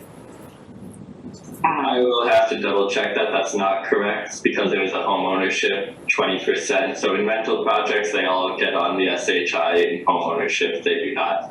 I will double check that slide. That's interesting. So whether or not the rent is actually affordable, and it's certainly not, if you're paying, you could be paying $3,000 for a mortgage, or you could be paying $3,000 for your rent. You're not building wealth. You're not able to build for your retirement. So that's interesting that just because it's a rental, that's considered affordable. But yeah, that postmark, that I don't believe that's correct. The other thing, the development that Carlo brought up, I think it's at 269 Main Street. I did believe that was an ownership project, but I don't see that on here. So, but that was a pretty big project. Does that indicate that then we've had a rather large project be approved and developed and not required to provide any ownership unit, affordable units? That is correct. So that development is located in the A40 zone, apartment 40 district. There was no inclusionary, is still today, no inclusionary zoning requirement in that district. It's a by right use multifamily. Staff had made the ask to put affordable units in that development, but it did not get forward. So, but yes, so on the SHI postmark counts for 10 units, 10 out of the 50. Oh, it says total number of units is 10. Right, total SHI units is 10. And total number of units is 10, so it says 10 and 10. So should one of those say 50? 50 units over there. Yeah. That was like The first 30, number, the total number of units number. yeah. One of those numbers doesn't look right. Oh, yes, correct, right here. Yep, so that we can change that to 50. Thank you for catching that. Yeah, no, thank you for helping me understand that we have been allowing folks to develop high density properties and have no tools to not just ask for affordable units, which I thank you for doing that, and we should keep asking. So the question I have now is, in an already built up community, we should never be building high density units without making sure there's some sort of quote unquote affordable units in there. And I don't know what particular ones outside the 40 are, so I don't know what kind of leverage we have now, or what kind of could we pass? Are these the zoning requirements that we might be talking about, making it not just a tool that we can use in the 40R district, but throughout the community? Yeah, I think, again, as we look through zoning and whether it's related to MBTA communities or just development in general, having inclusionary zoning is an important piece. And typically that's a 10% requirement for inclusionary zoning. You can adjust those numbers, but 10% at 80% AMI is the standard. So, and that's what we implemented on the mixed use bylaw on South Main Street for projects 10 units or more. So there's, a lot of factors in inclusionary zoning to make sure you get right to still allow for development while not being overly restrictive. Okay, thank you. I'm really thrilled to hear that we're at 10.5%. I know we're right on the line, but that's a good place to be starting. So yay. The other thing I want to mention, some of these affordable purchase price assumptions, this taxes of $5,000. Okay, taxes, no one pays $5,000 in taxes in Reading unless you have an assessment of about $350. There are very few properties in town falling small condos. So I'm not sure if that was supposed to tie to the median purchase price of $825. So if a purchase is $825, the assessment might be anywhere between $700 to $825 or more, and that's a $10,000 tax bill. So I didn't know if we should take a look at those assumptions again and update them. I mean, you know, it's disheartening if you're a non-homeowner at this point, but I think we should be as honest as possible. And, you know, because we've been talking about tax shifts and what is the burden on residents? What kind of tax burden? Well, it's a hell of a lot higher than $5,000. So I wanted to point that data point out because that's misleading. And there are just very few people paying $5,000 in residential taxes. Yeah, I think we can take a look at that. Okay. Then here's another question, Andrew, and I know you've done this presentation a bunch of times. And looking at this, still looking at the SHI units developed, I'm seeing so many rentals. So, you know, rentals are not the way to build long-term wealth that will fund a retirement or allow you to age in place, which 67% of our residents or the respondents said they'd like to do. I do know the governor has put on her agenda that she would like to finally increase the rental deduction after, I don't know when it was ever set in place. That might help, but has the question come up, or can we get an answer on what is an appropriate ratio of rental units? Is there some guidelines? So I'm concerned that, so many of these are rental units, and I guess this chart isn't complete because it doesn't include the South Main, the 269 Main we were talking about. But the other concerns that people have about rental units are these folks able to make a long-term commitment to the community? If they're paying really high rental rates, then, you know, as soon as someone can like run to home ownership and have to leave town to get there, then that isn't like building a long-term tie to the community. And I know during the Chute Street discussions in front of CPDC, you know, that's come up. But when we have all these rental units, can we still build neighborhoods? So that's what I'm wondering about. Is there any sort of guideline planning ratio for building rental units versus home ownership units? So that's a very good question. I would maybe defer to Nicole. I haven't looked to see if there's guidelines on what a proper ratio is. I think we're at 15% rental stock versus an 85% home ownership stock. And that's certainly grown over the last few years under 40R and other developments. So, but I do think at the end of the day, it's good to have a mix of housing options. We've seen residents from our rental developments become involved in public meetings, town meeting, and others. So they do have a long-term interest and commitment to the town. I think they want to be here, and right now with home ownership prices the way they are, despite rental also being crazy, it is hard to find home ownership units as well. So. But Nicole, I don't know if you've heard anything on what a good ratio is on rental to home ownership. That is a good question. I haven't not heard of any required or appropriate ratios of ownership versus rental. And like you said, Andrew, to kind of echo, you know, your comments there about just being able to have the opportunities for people to have different housing options, whether it be, you know, a rental apartment, whether it be home ownership, whether it be, you know, condo home ownership, or, you know, elderly units. It's making sure that people who are within every population in the city have a safe, affordable place to live. Right, and maybe I could turn the question around a little bit. Why are so many developers putting in rental units at this point? I mean, there's a demand for more housing, but even as a professional, I'm not really sure why at this point they are opting for so many rental units. I think it can help maintain control of the site, whether through them or when they sell to another one who has it on their books rather than a condo association or similar maintaining the property.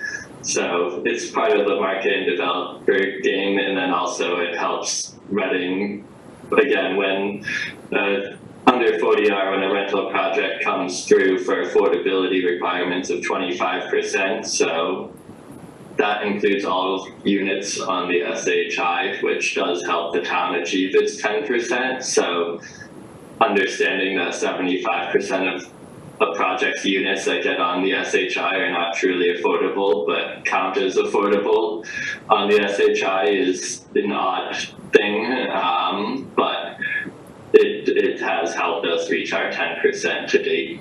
Yeah, I know. I think this is a little bit of a case of unintended consequences. I'm gonna go out on a limb and say there's a strong profit motive that is driving the rental development. I would assume so. Amazing. But so just thank you again. This is really this is a big issue. It makes it very clear how big and how serious this issue is. I'm glad you have identified the first-time home buyer program, because other communities have had this for years and we never have.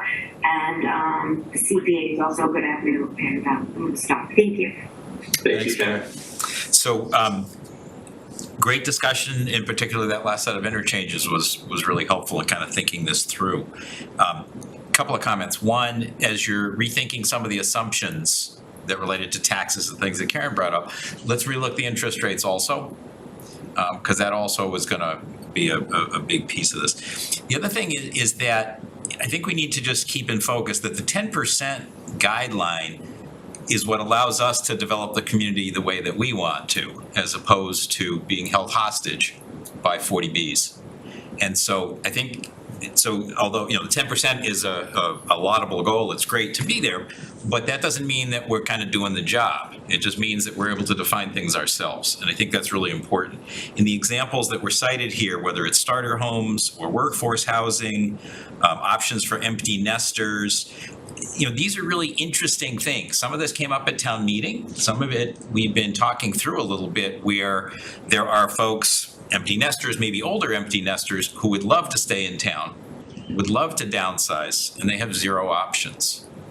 And even now, when we look at some of the properties available for rent, I always look to see how few there are that are available. It's like none, or 2 or 3.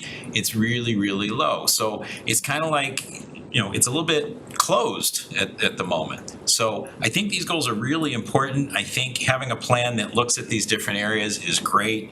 I still don't understand how the MBTA community thing is really going to impact us. If somebody does, I'd love to have a discussion, because I just don't get it yet. But this is, I think, the right stuff in terms of thinking about this. And I also think, I know fellow board members, I've been thinking about doing kind of a high-level plan for the community. And I now don't call it a master plan anymore, because there are things that are called master plans, and that's not really what this is. But it's this vision of what we're trying to accomplish. And housing is definitely a piece of it, and community goals are definitely a piece of it. And it would allow us to evaluate projects and opportunities based on kind of how they fit with that vision that we're talking about. So I think this is a great step toward it. I agree, Carla, this is like this, it's an amazing amount of information. I tried to read through it, and I couldn't get through it in one sitting.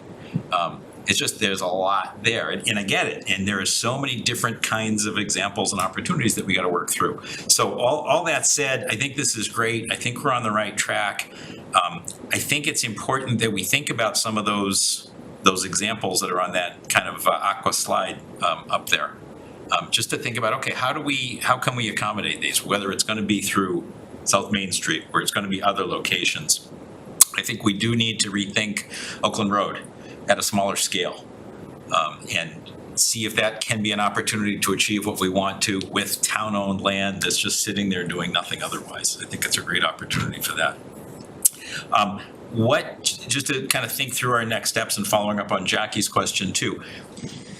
Our goal is going to be to see if we have any other questions, comments that we would want to share with you between now and our next meeting. At the next meeting, this would come back up for a vote to approve it for submission. Is that what we're specifically doing? Right. Okay, so, all right, Yeah. so I'm on track. So, so good, so, okay, so I got it, I'm on track. I think that we had talked about. Yeah, so our next steps are to finalize the plan language, hopefully before the end of the month. We have to add some strategies, update our SHI that's in there, the table that's in there, as well as a few other small things, look at the data now based on your feedback on some of the assumptions. We will bring it back to you on January 24th for what is hopefully a vote. We're going to bring it back to CPDC on February 6th for their vote, and then look to submit by the February 13th deadline to get this plan approved. And likely DHCD will get us some comments back, but once we submit, it should be pretty good to go. And just to be clear, by meeting that deadline, we keep the 40B structure off our backs. Is that true? Is that kind of what needs to be accomplished? Sort of, yes. So we are over the 10%, but having a housing production plan is key, and an approved housing production plan is key in achieving safe harbor when you need it. If we were to ever fall below the 10%, the housing production plan is one step in achieving safe harbor. Awesome. Thanks. Any last comments, folks? Good. All right, thank you, folks. Thank you, Andrew. Thank you, Andrew. Nicole, sorry, I did meet you at that meeting in person. I apologize, I had forgotten. Now I know who you are. Thank you. Totally fine. Thanks, everybody. Thank you. Thank you guys for your time. Thanks. Thanks. Why don't we take a quick 5-minute break, and then we'll come back. So just recess for 5 minutes.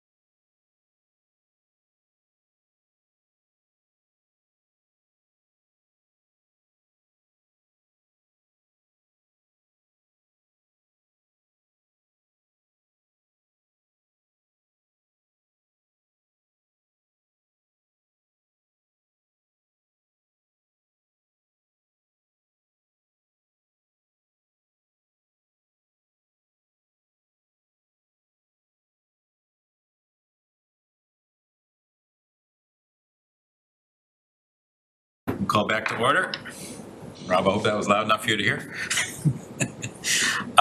Next on the agenda is the post agreement. Do you want to talk about that, Phil? Absolutely, thank you. So the superintendent, first of all, reached out to the school committee and to the superintendent in Wakefield. I reached out to the town manager in Wakefield. So essentially, in 2021, we signed an intermunicipal agreement with Wakefield for a post program.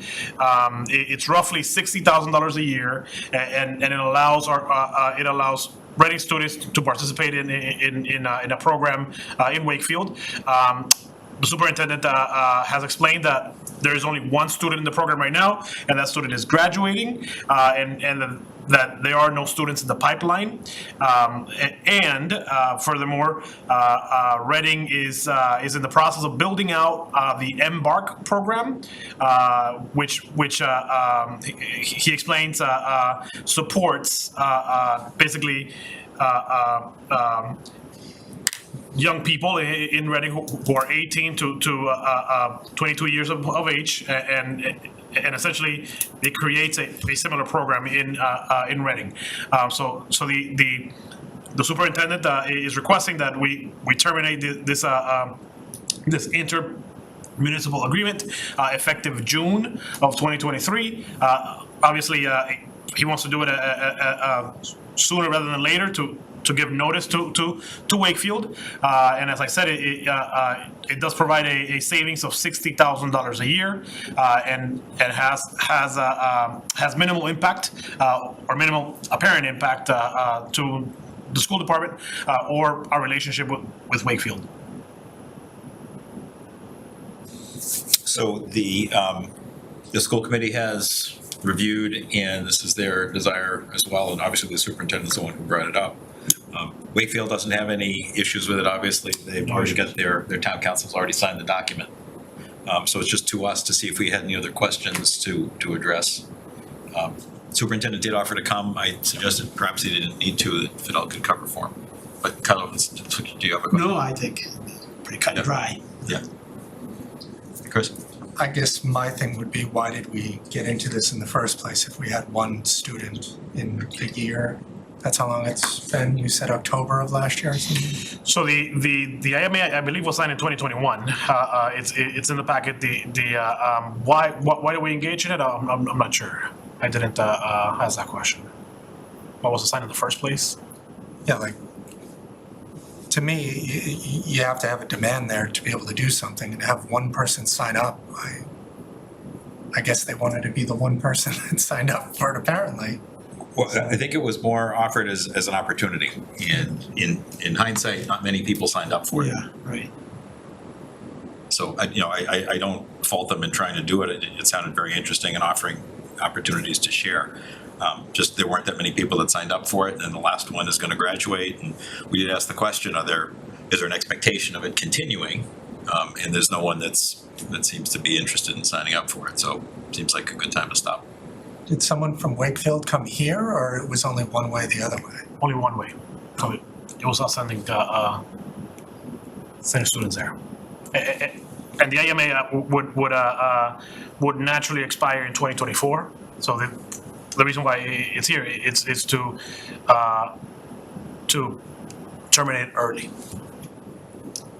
All for saving $60,000. Yeah. And for a little more background, the start of the document under the recitals section does talk about kind of what MPO stood for: purposeful opportunities for successful transition, which is in place in Wakefield now, provides experiential and educational opportunities in the areas of daily living, employment, community inclusion, recreation, leisure, and real-world economic skills to promote successful transition to adulthood. So, I guess Wakefield is using it, and it's great. We had an opportunity to join, just didn't have people that signed up. Yeah, and to add that Reading is embarking on our own program, and it's called Embark. So just, yeah. Embark. Jackie, comments? Yeah, I mean, it's great to hear that we're embarking on our own program. I have to admit, when I read the purpose of the program, it struck me as something that would be more widely in demand than it has been, but maybe at some point when Dr. Milichevsky gives a presentation, we could hear a little more about that program too, if nothing else, just for kind of raising awareness that it's out there for those young adults. But otherwise, I have no issues or questions if the school folks are on board with this and doesn't present any issues for us or Wakefield. Karen? No comments, thank you. Awesome. So do we have a motion then, please? Move to terminate the inter-municipal agreement with Wakefield for the post program effective June 30th, 2023. Is there a second? Second. Thanks, Carlo. Any discussion? None appearing. We will do a roll call vote. So Karen? Yes. Jackie? Yes. Chris? Yes. Carlo? Yes. Mark, yes. We are 5-0. Thank you. All right, let's go back. Sorry, I'm gonna scroll way up. All right, town manager annual review, including approval of documentation and process. So we had spoken before New Year's about two things. One is that we owe Fidel his annual review by February 14th. Is that the correct? Kind of, we have to do it before that. And that this is the form that we've been using for the last at least few years, at least 2, maybe 3. I'm not sure which. And we want to have a chance to kind of talk it through and then establish a timeline for going through it.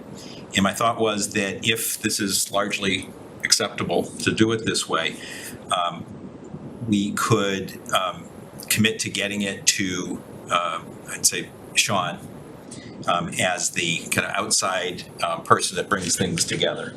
Written into the structure is that it will be an outside party that's going to do it. It also avoids open meeting law issues for us to have a third party do it. So we'd have Sean Donahue be doing that. He could bring everything together, collate the information, present it, and then conceivably we could do Fidel's review, which is an open meeting review at our next meeting. And then I'd further suggest that we may want to, as a board, have an executive session later at that meeting related to this topic as well. And from a timeline point of view, that could all fit.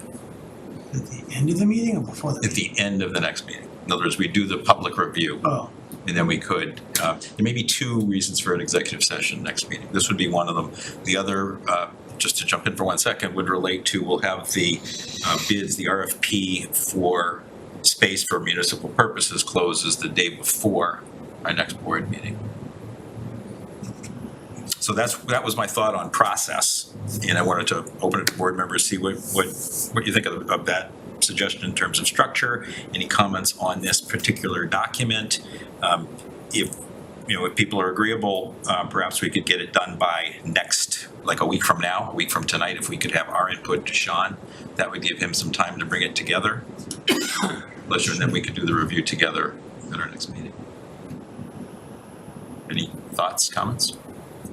It's worked before, we continue on, just do it the same way we did it before.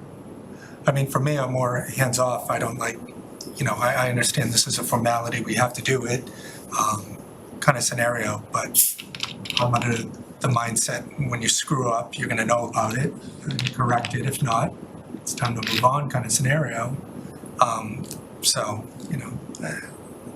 I know we have to do it, so we might as well, So this form, I think worked pretty well over the last few years. I think it allowed board members to give input. It allowed for more specific comments, for compliments as well as concerns. It seemed to coordinate well with the goals as structured as we've agreed to, and I think it's a pretty good fit that way. There's nothing that stands out to me saying, oh gosh, this just doesn't work. I didn't see that personally.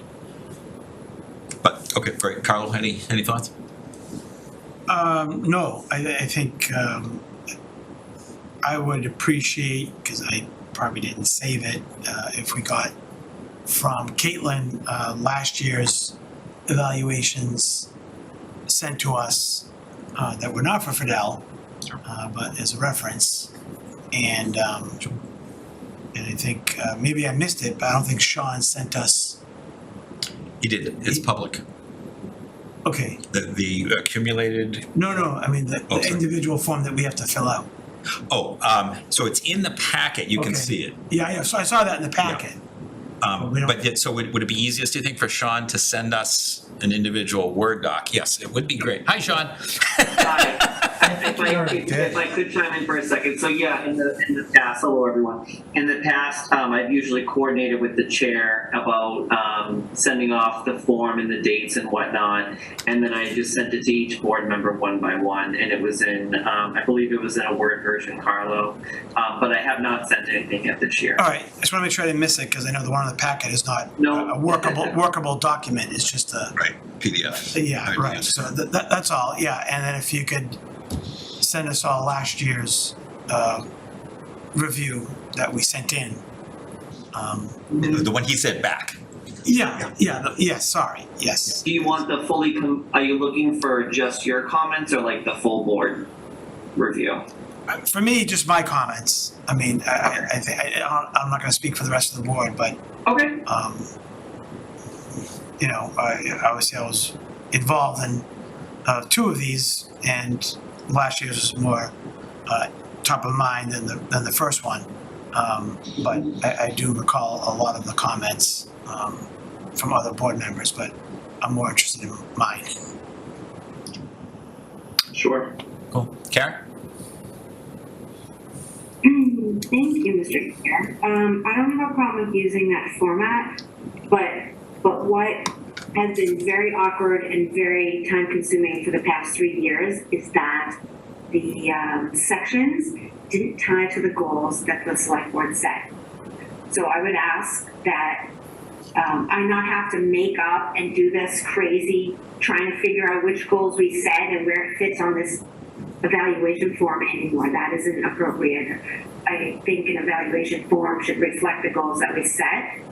And I appreciate the work that Fidel has done to remind us of the things he's done, and I think that will make the process easier. So I appreciate all the work you put into that self-evaluation. But I can't tell, forgive me, Sean, I can't tell if you've already set this form up to be that way. But we can't have goals and then have the evaluation sheet have like a whole bunch of other things that aren't specific to the goals that we set. We need to measure and evaluate against the goals we set.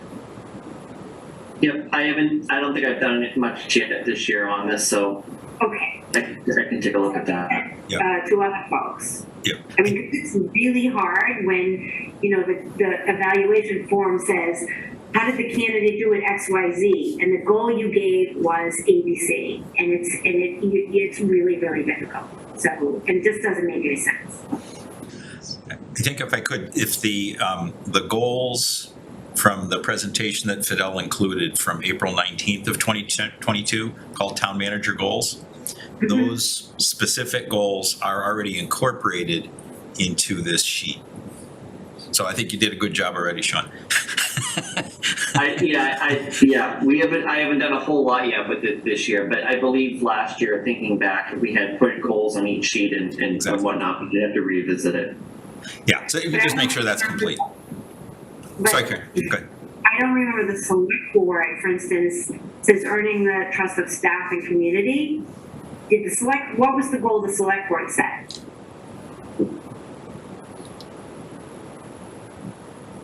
I thought, aren't these the ones we agreed to for the goals for 2023, I thought.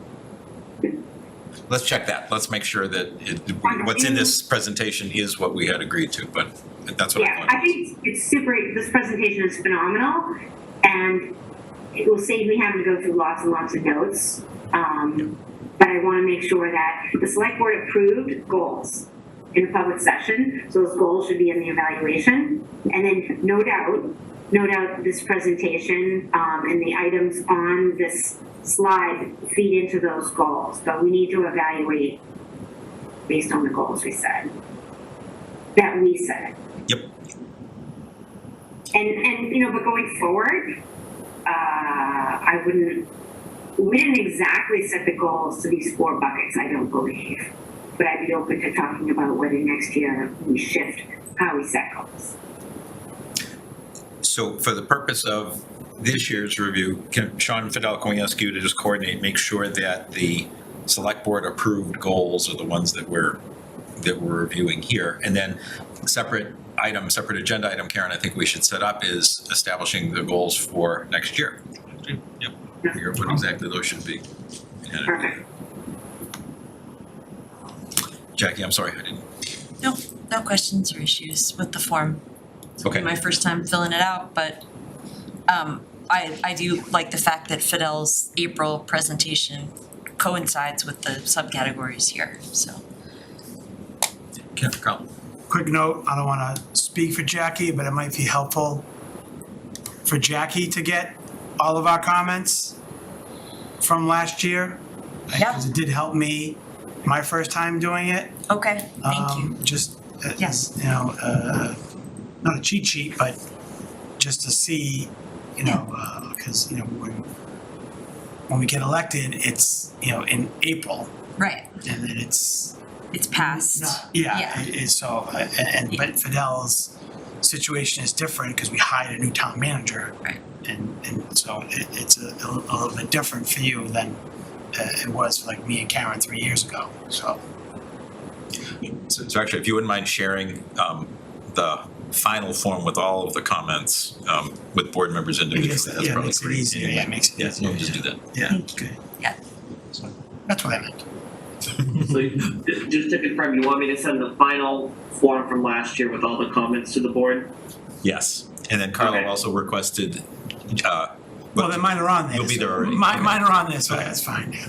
So that'll encapsulate, okay, that's simple. Yeah, that's simple. Yeah, sorry. When I email each person the comments for this year to get filled out, I'll just include that attachment. Yeah. Thank you. Awesome. Yep. Thanks. Okay, so that sounds good. Do we think we can get that done by next Tuesday? We can each of us fill out our individual forms, send it back to Sean for next week from tonight? Probably not, to be honest. Okay, so when do you think you could? I want to be cognizant both of February 14th, but also of thinking about when we need to have a public review. Well, what's tonight, Tuesday night? Yeah. When would we have the forum? We've just asked Sean to go back and look at the goals we set, to put them in the forum. So I imagine that's not gonna be on our desk first thing in the morning. Sean, when do you think you might be able to have it? A little bit later tomorrow morning? As long as I can get a hold of the goals and I can just plug them into the document, I mean, it shouldn't take me very long to just template it to each board member, and then I should have everything from last year all saved. So not too long. Yeah, I don't really see, I'm kind of not of the opinion that last year's goals, different person, different goals. Like, I don't see how that's gonna be helpful, so, but, thank you. I will make every effort, as soon as I have the form. Thank you. Okay, so if Sean, as quickly as you can do it, if we can hit this week or close to it, then that gives Sean a few days to put things together and then get it into the packet. Because this is a public process in terms of where we go. So that would be great if we could do that. I'll make it a priority for sure. Thank you, Sean. Jack. And just for what it's worth, it looks like our August 30th agenda included a 6-month check-in. So perhaps there was Maybe a it got us. discussion around then. Great. There's one other element that is part of the review process also, which is a 360-degree review that is meant to come from staff, essentially.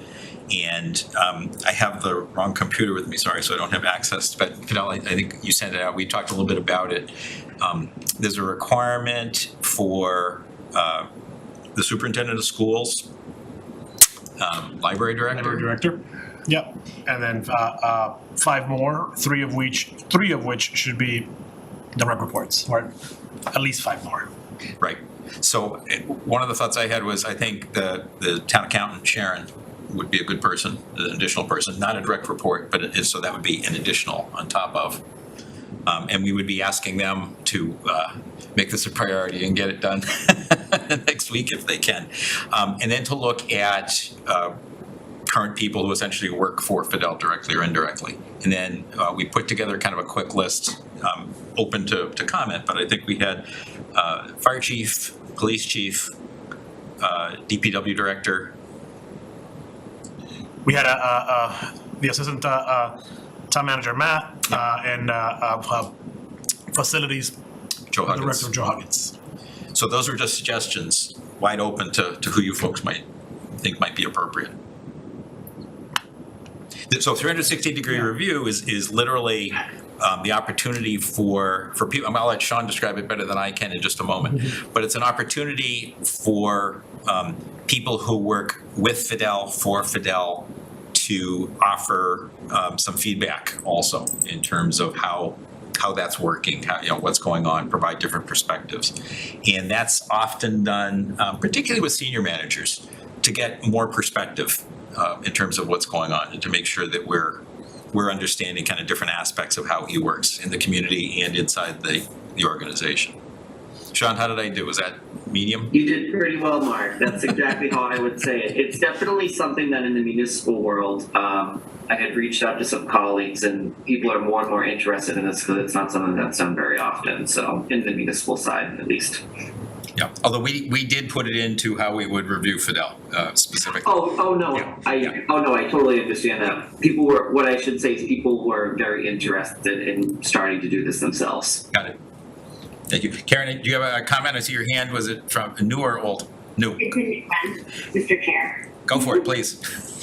Just a quick question, Sean. I've gotten feedback and we were new at sort of trying to do this 360, but I've gotten feedback from folks that these are typically, as Mark described, at different levels of the organization, but they're typically anonymous so that the feedback can be frank. And, this year maybe we can't hit all of the goals, but, that's something. Have your colleagues commented on that? I mean, I want to people shouldn't be put on the spot, and people should get, honest, constructive feedback. To be honest, that part did not come back for feedback. When I had put it out to my colleagues, I would say 99% of them were like, oh, let me know what you do, because I want to do it. So, uncharted. So I might suggest that for next year, we be a little more specific, and maybe, Sean, you could help us with some best practices. But I'm fine with the people that have been suggested this evening, because they've all worked closely with you. Any other thoughts on those folks as the people who do the review? It worked before, it'll work again. Well, so this is No, we haven't new. done it. Yeah. I thought in Bob's review, I remember seeing input from other, Not a 360. Yeah, it was Well, not a 360, but there may have been some are we comments. naming it different than because I could have swore there was comments from other staff members, et cetera. That's around. Sean, do you remember that? I'm just. I don't remember us having a 360 component, but I'd have to revisit my notes to look at if there was staff feedback. To be honest, offhand, it's not ringing a bell. Yeah, I'm just not remembering. Sorry. Maybe I'm misremembering, but I could have swore there was comments from staff. But, I'm fine with. Yeah, it may have been everyone. informal, where this is very formal. Well, yeah, that's essentially what I'm saying is we're calling it 360 now because it's doing XYZ, but if people contributed before, maybe this one's more in depth and now it's 720 or. Might it be possible, Sean, to reach out to whoever the appropriate folks would be? Maybe the folks that ended up doing the paying class study, or labor council, or even kind of the recruiting folks that we worked with. And maybe they have a thought on kind of best practices with this, just so before we take the first step, we just consider really quickly. It strikes me that having it be confidential would be essential. And I would imagine that is the best practice, but again, I just play this on TV. So are you, just to be clear, are you asking me to reach out for this current review cycle and more so on if it should be anonymous for the 360 portion? I think please, yes, that we should. Do other people have a Okay. strong feeling on that? We're really putting Sean in a box here for time. I'd say if you can get an answer that's quick, great, and if you can't, then it goes on to the 2023 review agenda. Yeah, I mean, Well, the advantage is I used to work for Bernie when I was an intern in college, so maybe he'll respond to me. Oh, I'm sure he will. Yeah. It's just, I think if there's clear input, that would be great, and if there isn't, then maybe it's something we don't deal with this year. Is that all right? yeah, I just don't Yeah, want I hear you. to put all these Yeah, we're trying constraints not on. Yeah, and you get it done tomorrow, and, Right, yeah. cool. Anything else that's in the review process that we need to talk about? so that's it. No.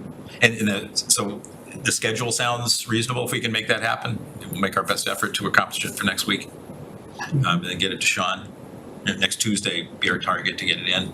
Get it to Sean, ask Sean to collate, whatever, bring it together. And then I guess it can be shared with us and with the packet at that point. Can we just make sure that's exactly how we did it last year, that it was published to individual board members and put in the packet? I believe that's exactly what we did, but I'd just like to make sure. Yeah, I had reached out individually to everyone, then I combined everything together, made sure it all flowed correctly, and then I believe it was a part of the packet, if I'm not mistaken. Yeah, that's It my was definitely in the recollection. packet. Yeah. Okay, that would be great. All right, any other comments on that, or are we in good direction here? I have a, sorry, Oh, question. So, just because it's a long weekend coming up for some people, and we're putting this Tuesday deadline, is there a, firm deadline on, if Karen can't get it in, or one of us can't get it in, and what's the mechanism for, is Wednesday too late? Is Thursday too late? What's the date that it's too late? I know Caitlin likes to put things out on Thursday, but Sean's gonna need time. So we don't want this to be rushed, Right. and we all have to dedicate, several hours to this at a minimum. Yep. Is after the next meeting too late? Because we still have the month of January? Is that out of the question? So after the next meeting would put us into February. Right, which is early February, our meeting, which is, I'm just throwing that out there for other board members to consider. Yeah. Is that not work, timeline wise? To me, it seems it does work.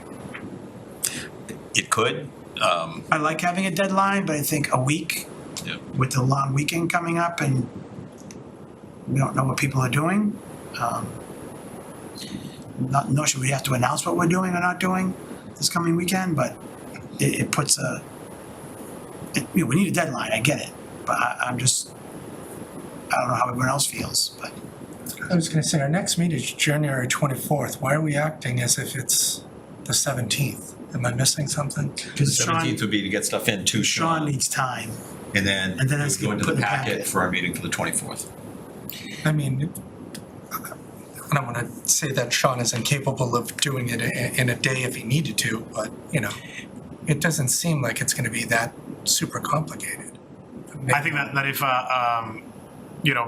Kaylin has issued revised packets, in the past, and I think a revised packet, as long as the agenda is set, is absolutely fine. But so I mean, I think worst case scenario, if we issue a revised packet on Monday the 23rd, I don't think we're going to be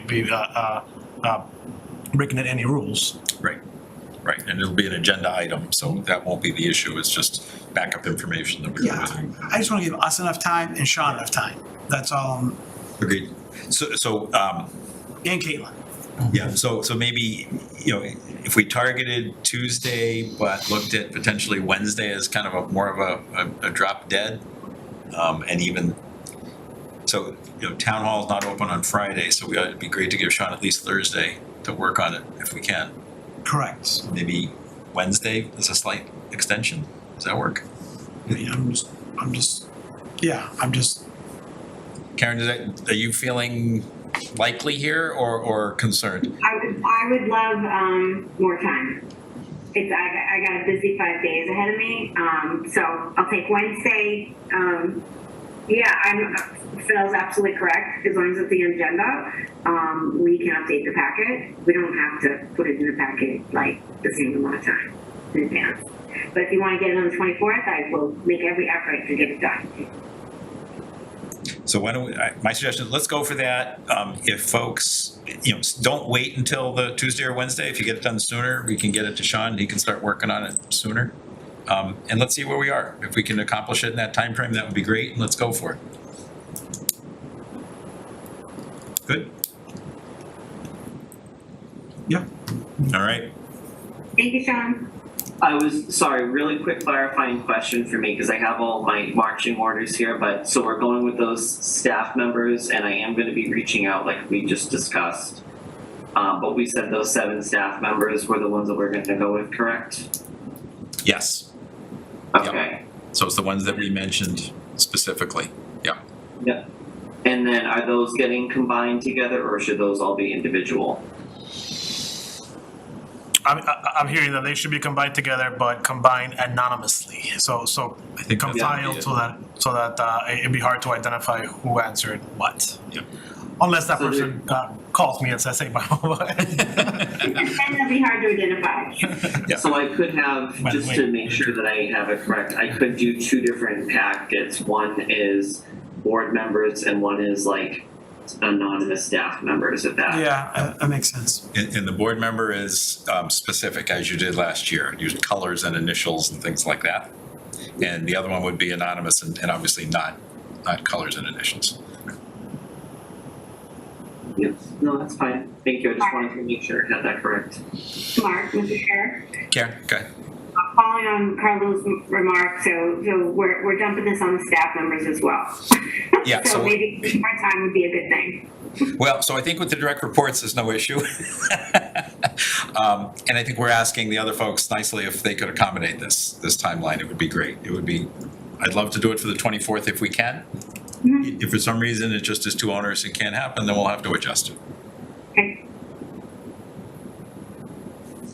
Awesome. Thanks, Sean. Thanks. Have a good night. You as well. Next on the agenda, discussion on Affordable Housing Trust Fund Board and Startup Process. So in the packet, I believe I included what was approved by town meeting. I checked in with Laura, and she has not heard back from the AG's office on her submittals for town meeting in November. She expects that with all the transitions going on, probably things are a little bit delayed, but the AG's office has to respond by March. So they have a 90 days to respond. Laura suggested that if we wanted to, we could begin the process of advertising for this board, of potentially reviewing resumes and applications and all that. But she recommended that we hold off on officially appointing anyone to the board until she hears back from the AG's office. So with that said, I mean, there's one member from the select board that has to be placed on this board, and there's one member on the Reading Housing Authority. God, blank. Yes, that has a place on it. So if the board wanted to, we could definitely start that process. Of identifying those folks, and we could start advertising for the board, and potentially interview candidates through VASC. In the start date, the first meeting date, am I reading correctly? It couldn't be before July 1st? No, the start date could be as soon as the AG's office says, you know, this is good to go. Just look at the last section, 3.3.1.5 says term of office of each member. This is in general. Boards, committees, and commissions will commence on July 1 in the year of appointment. Maybe just make sure that that's not something that would be a problem. I think That's how we normally start That's terms, I normally- guess, that's probably why it's it's there. all Yeah. June 30th. June 30th, July 1st. For boards and committees. Right. We just don't, I don't think we want to appoint somebody on June 15th and then have to. No, reappoint I them. agree, I agree. Yeah, whatever, that's fine. And so, member of our board, member of Housing Authority. Yep. Housing Authority Board, and then there's three more, and one of those three has to live in an affordable housing unit. Right. So one of the things to think about is how to advertise. We know there's some people that have indicated interest, and that's great. We probably would want to advertise it more broadly as well, just to make sure. Yeah. For candidates. So tonight isn't really a vote on this. It's more a discussion of how we want to think about it. If there's anything, sticking out that we want to. So we know, number one, it's got to get approved or not disapproved. And so we anticipate that by March, maybe sooner. So that's great. We know pretty much the makeup. And then I assume those folks would get together and figure out a schedule of meetings and set agendas and things like that, and off they go. So does our article have kind of a charter for them? Yes, it is a bylaw, and it's already in place. It is the bylaw that was approved by town meeting. Okay, so the specific words are right here. Purpose.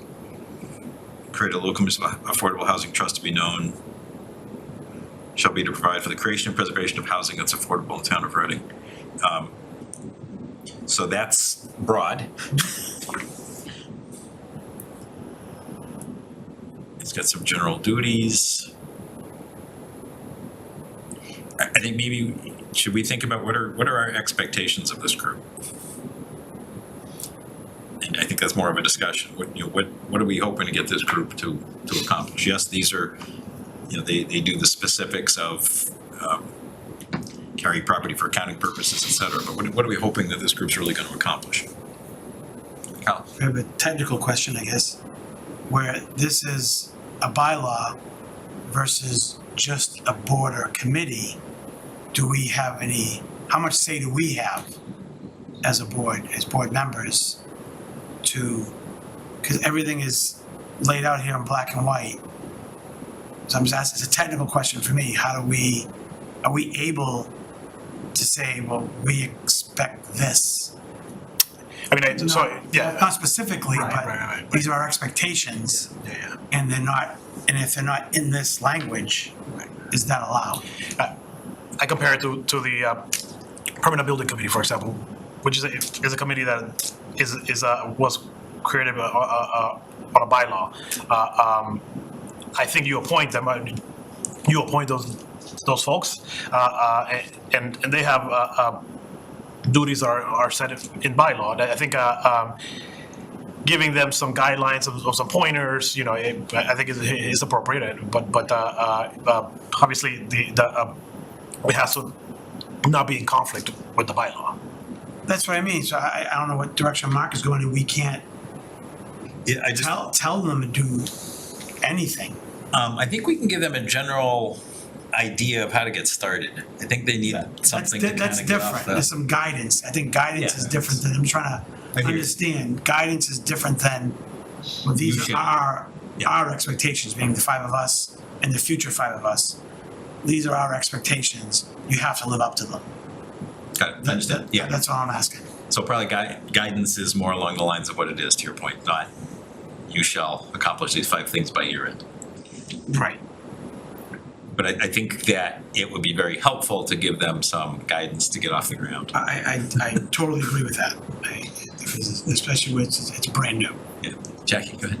Well, and I also think our guidance should be instructive about the existing threads and work streams on this and, you know, activities on this issue, whether it's, you know, here's where the housing production plan is, here's where the MBTA communities or, you know, inclusionary zoning, both with boards and committees and other boards like the Housing Authority Board, which is independent, and with staff.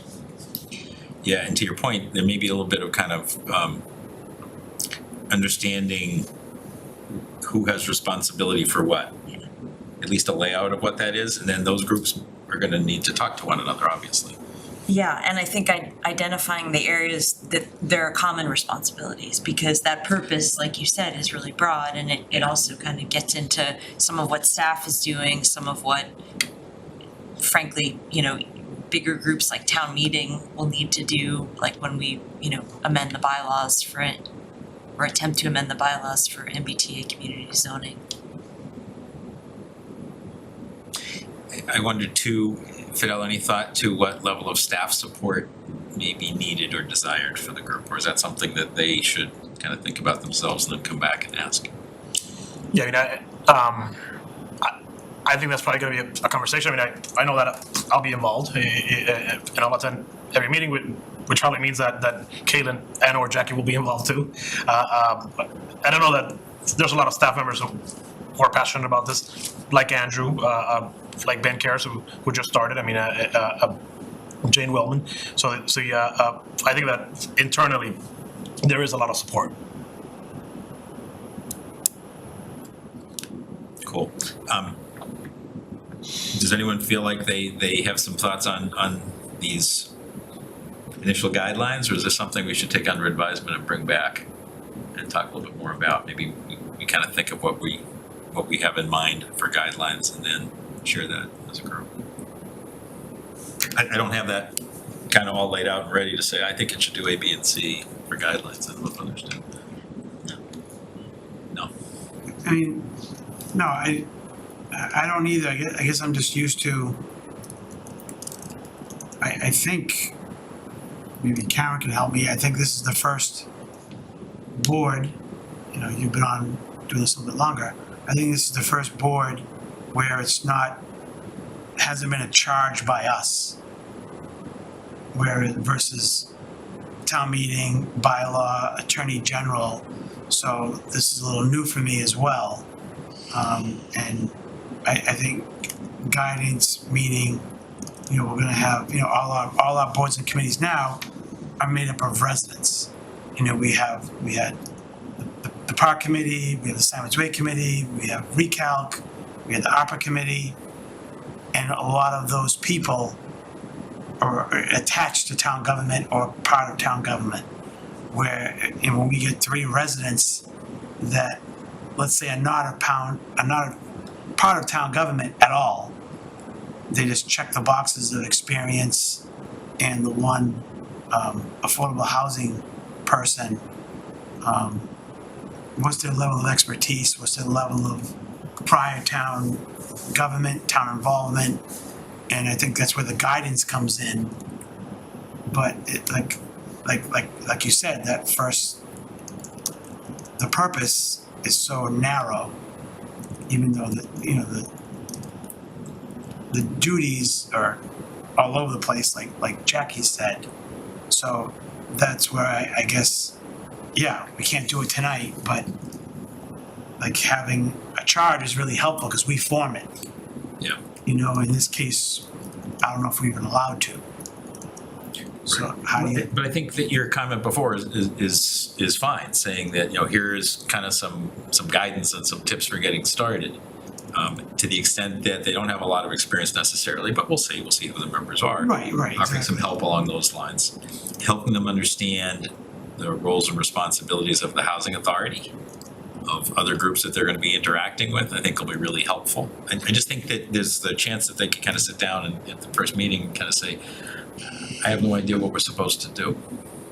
I agree. I agree. You know, conservation committee, you know, you're going to be talking about conservation, and rec committee, you know, you talk about fields and other stuff. And this is a self-explanatory, affordable housing, but it's kind of broad. Yep. it's pretty broad. It could even be us suggesting that some of the groups they'll be working with would attend a meeting with them to kind of introduce themselves and talk about what they do. That might be helpful in and of itself. I think that giving them ideas on how to get started is probably the most valuable, and then they're gonna have to find their own way, obviously. And town meeting has said, hey, as it relates to taking property and things like that, that's why you're here. But other things, I think they've got to roll way before that. And I remember the town meeting discussion, maybe we should review that too. I know this is what's approved, but what the discussion was around it in terms of thinking about, well, for example, representation of a member of someone who lives inside one of the properties. So there's an expectation, I think, that they're thinking about future opportunities, future properties the town's going to consider. I haven't thought this one through at all, and I take your point that don't overthink it because we can't over control it. Right. But we can get them started, and we can give them some ideas on, here are the different things, and this is mentioned, and here's some background. To your point, Jackie, the housing production plan is going to be a big piece of what's going on. Helping them find the right resources, and then they got to find their way. No, and I think when we advertise this, I think we need to be, obviously include all this. I don't know what we normally do. We're not just looking to, we're looking to form a committee, a board, but we want to get, it may not be perfect the first time and maybe even the second time, but we want to get a good mix, always on any board or committee, a good mix of people that have different backgrounds and different expertise.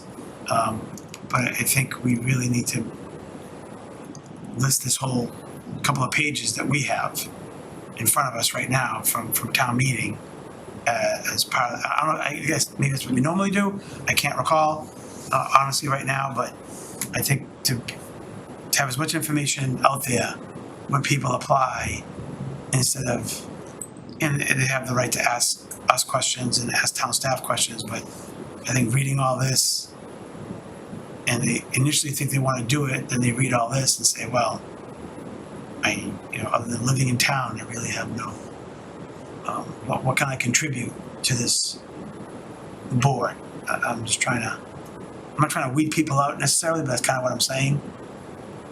Make sure they're well informed ahead of time to what they're getting into, because this involves money and property, and it's going to be a big board. It's not going to be animal control, so to speak. There's more activity going on. Yeah. Maybe not more activity, but more dollars. No, right. It's not. Yeah. It's going to be one of the bigger boards in town. After CPDC and zoning and conservation and rec, it's going to be up there with those guys, in my opinion. One of the things we could do too is maybe find some past members of the previous board of trustees from the previous organization, see if maybe they'd be willing to share some insights also. Yeah, I think your point's spot on. It'd be great for us to have a job description to get started. Chris? Yeah, that's my point too. It's, if you bump into me on the sidewalk and say, hey, you want to join the Affordable Housing Trust committee, and then I say, okay, well, what is it? And then you're like, yeah, well, did you want to join? And it's like, you need to have something, like the broad topic, like this is a sentence, like it's going to be more than this. You can't just, can they spend money? Yes. What am I doing? Yes. Do I have the power to kick people out of affordable housing? Doesn't say that I can't, and it doesn't say I can. Like, what are we even doing? It just seems we need something, because this is just way too. So this strikes me again, that other communities have already done this. Let's go see what the best practices are. Right. Yeah. And understand how they work and where things go well and everybody's in agreement, and where they hit rough road. Maybe that's a great idea to get us started too. there's a how-to affordable housing trust on YouTube from Acton or Wellesley or something that they put There's a together. book, I think, Jackie, for dummies, that one, for dummies. Jackie and then Karen. Not saying that I'm comparing us to Concord in any way, but I remember there was a consultant back when we were last year, before this went to town meeting, who cited Concord as a place whose affordable housing trust fund was successful, at least in terms of managing and operating and, owning properties, so maybe that's one we can look at. Keith Redmond. Yes, yeah. Child tax. Excuse me for 1 sec. I think we went offline somehow. Yep, you're dark, I can't see you. Spooky. And I think it said main camera, which I'm gonna guess is that one with the tripod over there, right? Do you unplug it, Fidel? Did I kick it? Did I kick it?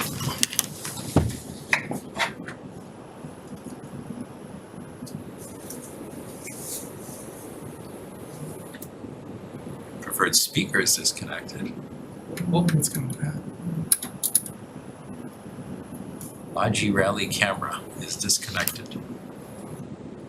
Okay, it's blinking. I think we got, good job. There you go. I'm sorry, I didn't mean to interrupt. No, Did you finish that one? I Okay, finished, Karen. yeah. Thank you, Mark. So it does say that first of all, this board has no money. They could be very instrumental in helping us tackle some of the challenges identified in the housing production plan, but we're all gonna have to raise some money. So like ReCalc, what they could do when they first get together is to follow on basically what you said. Look around at what other boards are doing. Look at what the housing production plan has said.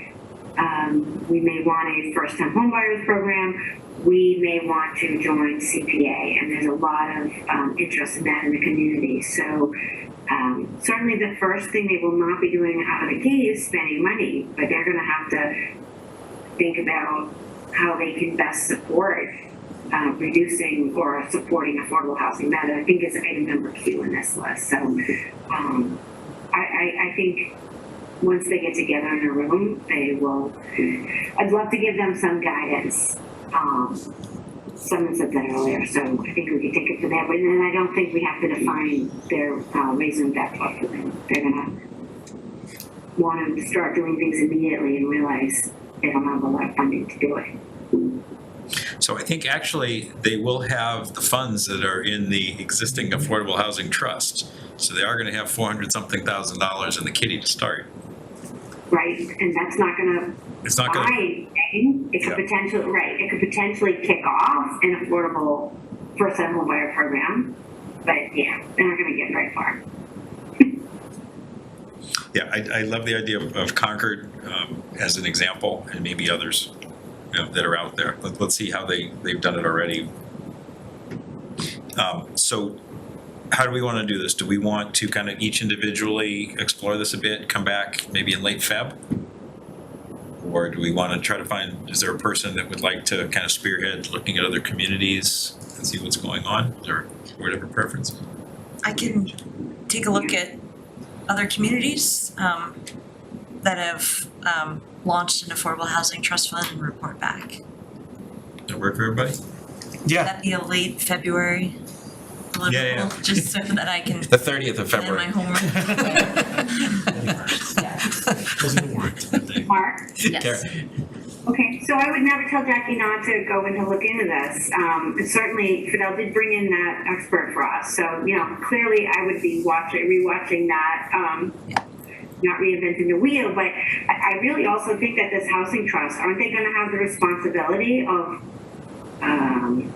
figuring out what they need to do? Or is this just, Jackie, are you thinking that we are going to tell them everything they need to do, or are we going to set them up with some high-level guidelines and let them figure it out like ReCalc has done? I thought I would maybe draft and share with you all guidelines. Yeah, right. I mean, yeah.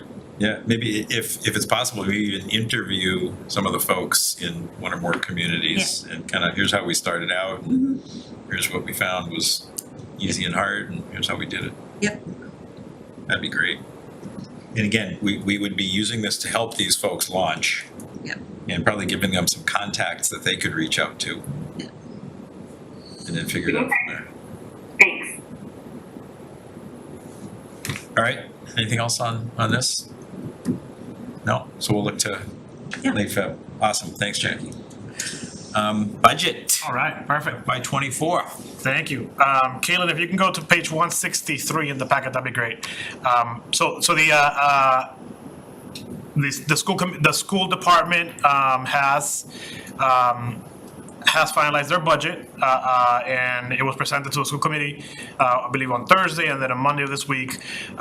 So we feel like we're in pretty good shape, and it hasn't changed since we came to the board in December. But I just wanted to dive into it a little more on where we are. So the if you could scroll one more. There you go.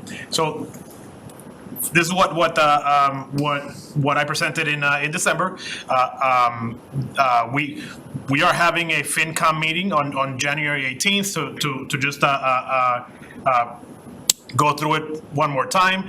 I wanted to just emphasize again one shift that we made in accommodated costs, and it's all around our natural gas figure. So we are locked in on a natural gas contract until June of 2024. We knew that natural gas was spiking, right? So we when we were creating this budget originally, we kind of forecasted out a 20% increase in the natural gas line. We executed a contract for the next period. So now we have a second contract that begins in June of 2024 and takes us through May of 2027. So we're locked in, as with all hedging, right, of utilities. We could win, we could lose. Right now, we are winning. I mean, the gas prices are 3 times, almost at most. We have a third party consultant that basically advises us on this, and then we're seeing in the market gas prices up to $12 per decatherm, and our contract that takes us up to 2024 was at 4.7. So you can imagine it was 3 times the most. We locked in at $6.6 per decatherm, and that will take us up to 2027. So with that said, now that we have a contract in place, in November, Sharon, Joe Huggins, myself, we started looking into that line, into the natural gas line, and we essentially decreased the projection of expense from 20% to 4%, for 2 reasons. One is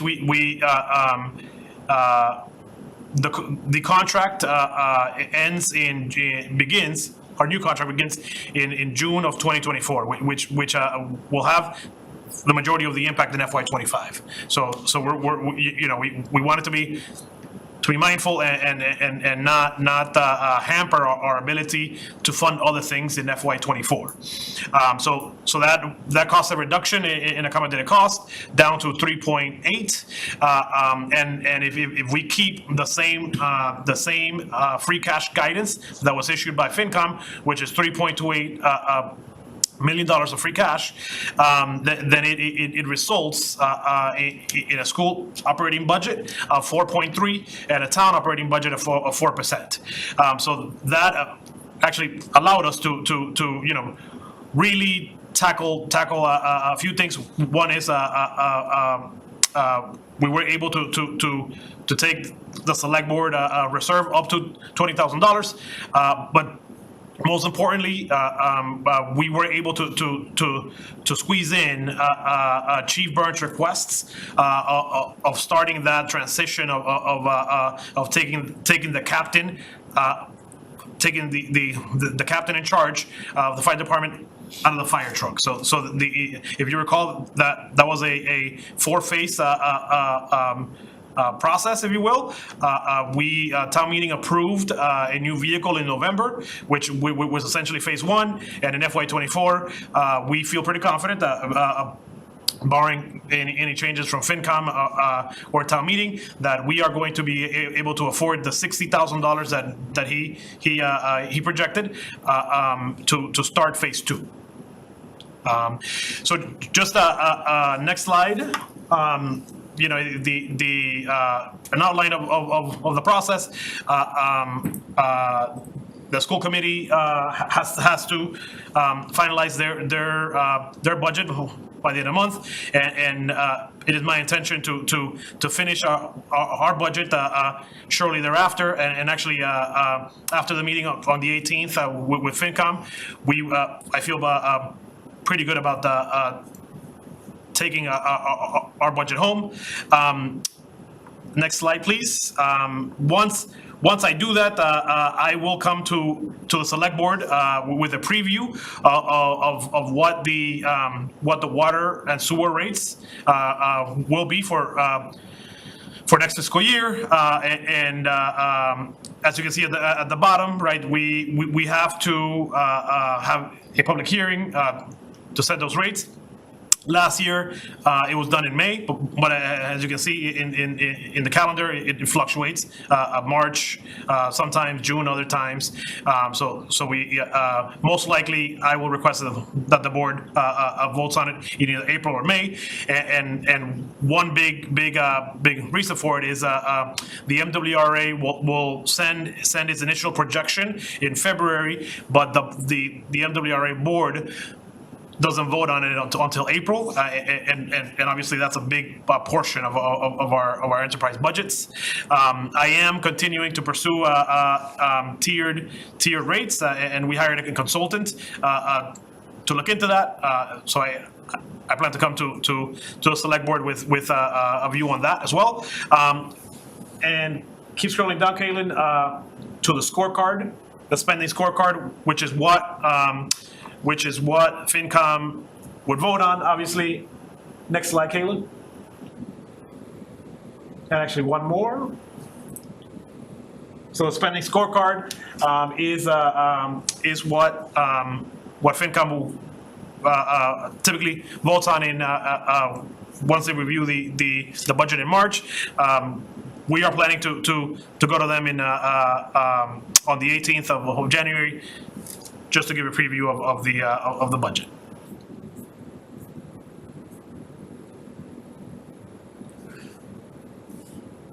I'll fire away if I could. A couple things. So with the impact of that new natural gas contract, how much came out of accommodated costs in FY24 what's the bonus that we got from that? $131,000. $131,000. Okay. And then you're suggesting 60 of that would go toward phase two of the transition in fire? I'm trying to just take that 131 and kind of see where you're projecting. So 60 roughly is that. Yeah. 20 for boards and committees through the select board, so that's 80. So you got another 51 or 50 grand to play with. Whereas I know you had a list of cuts that you were anticipating making. We did. Which ones were kept? We basically all of them were kept. All of them were kept. We were able to obviously, I mean, there were some requests that were not necessarily entertained. I talked about adding one more custodian that would be dedicated to the Pleasant Street Center. We couldn't fit that in. We could not fit that in this year. We also talked about adding a part-time clerk for the CBA board. we could not fit that in either. So the I would say that the main requests from department heads were fit in. One example is Amy Landon was looking for an additional $10,000 in expenses. We were able to fit that in. So I would say that we fit in the major ones. Good. So that was a real bonus. Yeah, absolutely. Awesome. Thanks. Other board members? Karen, questions? Yes, thank you.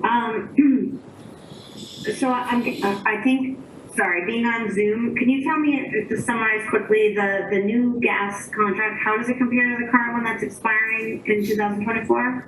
Yeah, so the one that expires in May of 2024 is for $4.7 per decatherm. And the new contract is $6.6 per decatherm. Okay, thank you. All right. And then, so I mentioned earlier, the school department talked about savings of accommodated costs and them getting a share of $130,000. Is that just a coincidence, or that is the number that you're talking about on the town side?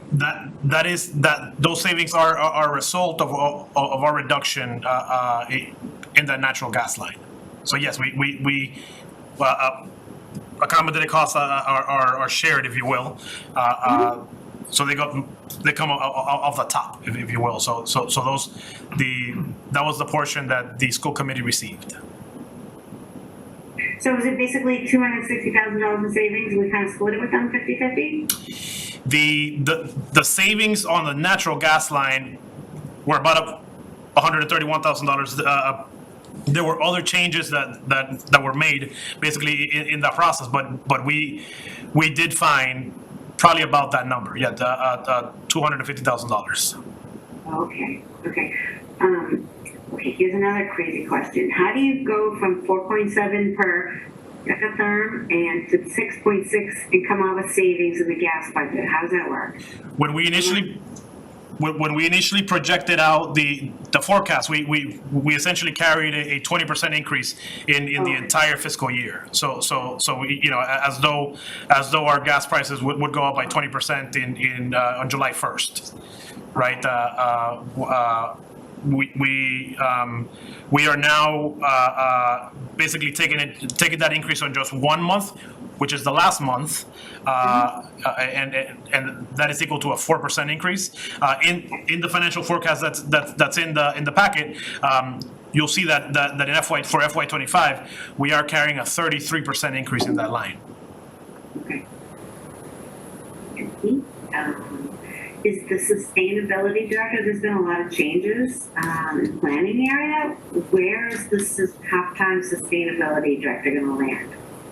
So that's something that was another one that we couldn't fit in.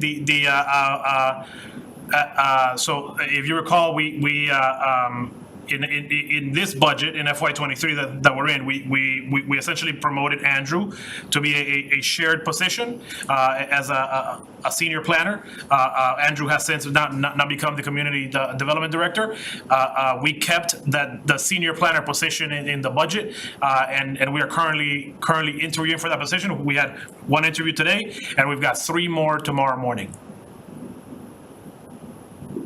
So how did we lose this position? Or are you saying that when this new person is hired, they will assume that half-time sustainability director? That's what I'm saying. They will assume that position which was elevated in the FY23 budget. Thank you. Okay. And the only other comment I have is that the Financial Finance Committee handbook that came out last October recommended that, or I'm not sure recommended is the right word. They talked about when the budget is presented to the Finance Committee, they review it in a public hearing. And I'm not sure that we've been doing it that way, or maybe when we're doing it in the Finance Committee room, it's a tiny little room, it's not really a public hearing, there's no room for anyone. I mean, maybe it could be advertised a little bit differently so that we are fulfilling that requirement that it really be conducted as a public hearing, maybe even having it at the school library. I'm a little concerned that you know, we get to town meeting and people are just looking at the budget for the first time and maybe make more widely and broadly advertising it as the public hearing that it really is, we can help town meeting and other residents as well. Sure. Karen, can I ask you a quick question on that? So per the state guidance for finance committees, is this supposed to be a public hearing? Or is it that the Reading book used that word public hearing? This came from the updated state level finance State committee handbook. Got it. Thank you. Yeah, okay, thanks. Yeah, the school committee has a public hearing on the budget, and I think that was advertised actually a few times. I'll speak to Ed Ross and I will, I don't see any issues. Getting in line with this, coming in line with the school committee's already doing it. Okay, all right, very good. Thank you. It may be a bigger room. Here. Yeah, bigger. Can we talk trash for a sec? I know that as we ran into trouble with the current contractor, you were talking to us about automated equipment, certainly as a long-term activity and the need to get standardized barrels to do that. What's your thinking on that? Where might it fit? I'm taking it it's not in this budget. So my thinking, and I had a call today with Republic as a check-in, and I am happy to report that things are going well. So the trash is getting picked up, no issue. So if you recall when trash was when Trashgate was going on, I reached out to 5 vendors, big and small, and what they all reported is that staffing is a major issue, right? So they are requesting that as many as their customers and some vendors like Casella said that it's not even a request, it's a mandate that they go to automate, they go automated. In places like Lawrence, for example, or Lynn, automation is harder. For us, it wouldn't be that hard. So they all requested to pursue automation, and how they would do it. How they would do it is basically they would purchase the carts as part of the contract, and they would amortize it as part of the contract. I would argue that we should and could do the same. That essentially we could roll it out to residents, a trash barrel and a recycle barrel, and then we would do it as a debt. So basically a borrowing over a 5-year period, knowing that trash barrels have a 10-year life, we have gotten samples on the barrels. I will bring them to the next select board meeting. And there are a lot more benefits to standardized barrels than just automation. Obviously, it's neater on the street. They have lids, so they prevent trash from going all over the place, particularly with recycling. They also are an effective rodent deterrent. So I hope to bring it in front of the select board to share the benefits of trash barrels. Sounds like it's not an FY24 activity though, right? It's FY25 or later. I would like to make a push to include it in the town meeting warrant for April as a borrowing request. Okay. And it would be essentially around $1 million borrowing over 5 years and that would give each home 1 trash barrel, 1 recycle barrel, and it would give DPW a stock to manage any issues for at least 5 years. So when we have that discussion, can we talk also about kind of current limits that are in place versus what would change in this new structure, and what accommodations can get made for whether it's family size or whatever other impact we should think about? Okay, thank you. Any other? Related question. I should know this by heart after Trashgate, but our current contract is 2025? 2026. 2026, okay, so, because I was looking at the lines and nothing's been there's no projections for what we know is Not there's yet. gonna be a lot of pain coming in 20, okay. So, and Mark touched upon, you know, what if a home is a big family? Yeah. You know, I don't know what other communities do, I'm sure they've figured that out already. So obviously we'll get a lot of questions on that. And, yeah, that's it. I mean, we all know what's coming ahead in a couple of years. If we can get ahead of it, you know, great. Hopefully things will calm down. As far as inflation and supply chain at least.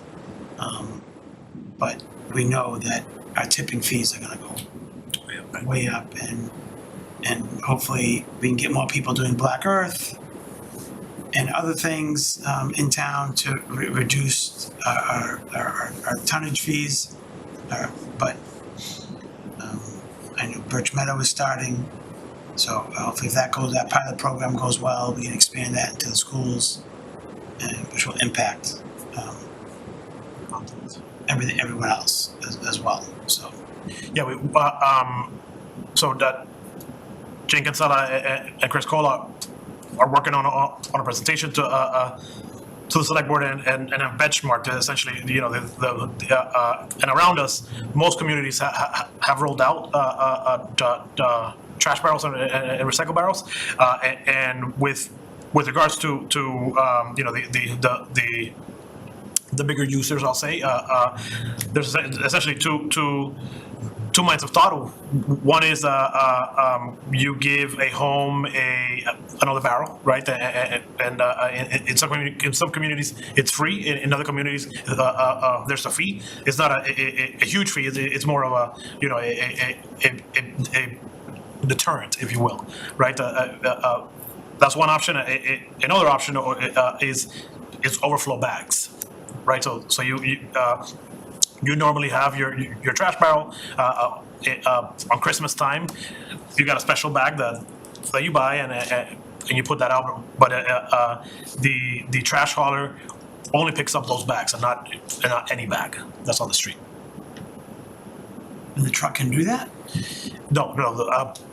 So those have to be done by hand. Okay. Absolutely. So it's not good. No, It's not right. good. Yeah, I know. Okay. Thanks, Mark.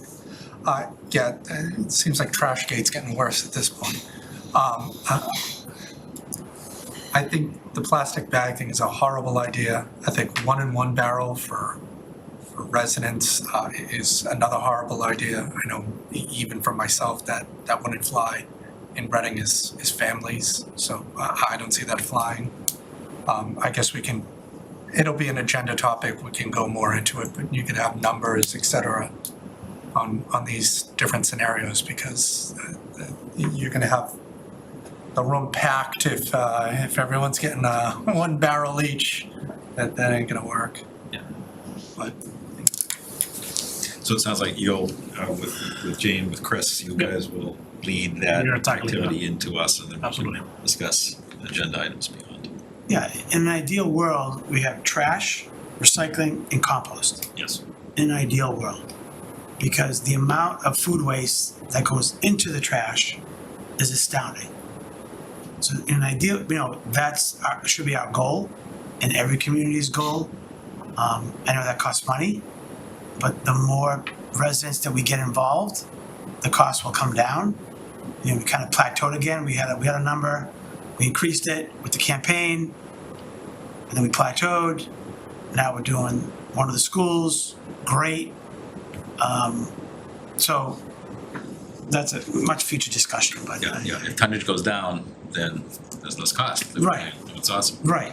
Yeah. So let's make that, there's a lot for us to talk about. It sounds like, let's let DPW kind of lead. Sounds like you're already on top of the issues. So Talking about it, for sure. let's start with that. So Jackie, any comments? No. And Karen, you're next. Karen? I do have a question, following up on Carlos, I'm trying to figure out, would I rather spend $1 million so that everybody gets new barrels, which look nice? I'm not sure I've seen the benefit of this, other than what, if we still are a couple of years out, perhaps having to do it. But would that funding better be applied to funding curbside composting? So if we're gonna have another select board agenda, could we expand? I'd like to understand, like, why. I'm not sure I got that out of the brief comments tonight. Yeah, no, Carlos' comment is right on, spot on. we will definitely share the why. I mean, so yes, absolutely, we will do that. Okay, thank you. Sorry, Chris. Thanks, Mark. I guess to once again piggyback off that question scenario, can they even support 10,000 residences in Reading doing it all at once? Like, is the company built to be able to even do that? To roll out trash barrels or Yeah. composting? For composting, you mean? Yeah, like all of a sudden, Not you at can't- once, no, you not can't at just once. dump 10,000. No, not at once. It's not what I'm proposing. No, but I'm just. Karen mentioned the $1 million. I don't know how much it is to do composting for everybody in Reading, but it's worth seeing if it was $1 million to do composting in Reading, can they even do it though? We'll just make that part of the discussion, the investigation. What would happen? I think Maybe that they'd, there's of a course, would competitor. love to do just Reading and forget every other city and I town think there's around. another company doing it also already, and if a lot of folks want to do it, we know what will happen. That is a Supply lot and of demand, votes. yeah, supply and demand, supply and demand. Yeah, I believe there is one other major competitor to Black Earth. There's a few. I mean, Cambridge, for example, has rolled out, curbside composting to all homes, but it is Cambridge. It involves, though, new barrels to everyone, right? I mean, how much does it cost? I do not know. I've never explored that before. Opportunity. Yeah, All right. Definitely a pro con to both, obviously, to weigh the cost of the barrels, just the barrels alone, than the cost to the homeowner versus how much does our tonnage, our dumping fees go down, right? I mean, we have the cost of having the service, correct me if I'm wrong, of getting our trash picked up, then we have the other cost of the dumping of the tonnage fees. So if our tonnage goes down, and we can, these companies obviously hopefully have some numbers on communities that have done or have more composting than us. Okay, what are they paying in tipping fees and disposal fees versus, so that it'd be, sounds boring, but it'd be a fascinating. Well, I think discussion. this is, I'm sure, what Jane and Chris will spend a lot of time on. Let's shift to future agendas. If you go almost to the last couple of pages in the packet, you can see the proposed future agendas already laid out. So Jan 24th is very full.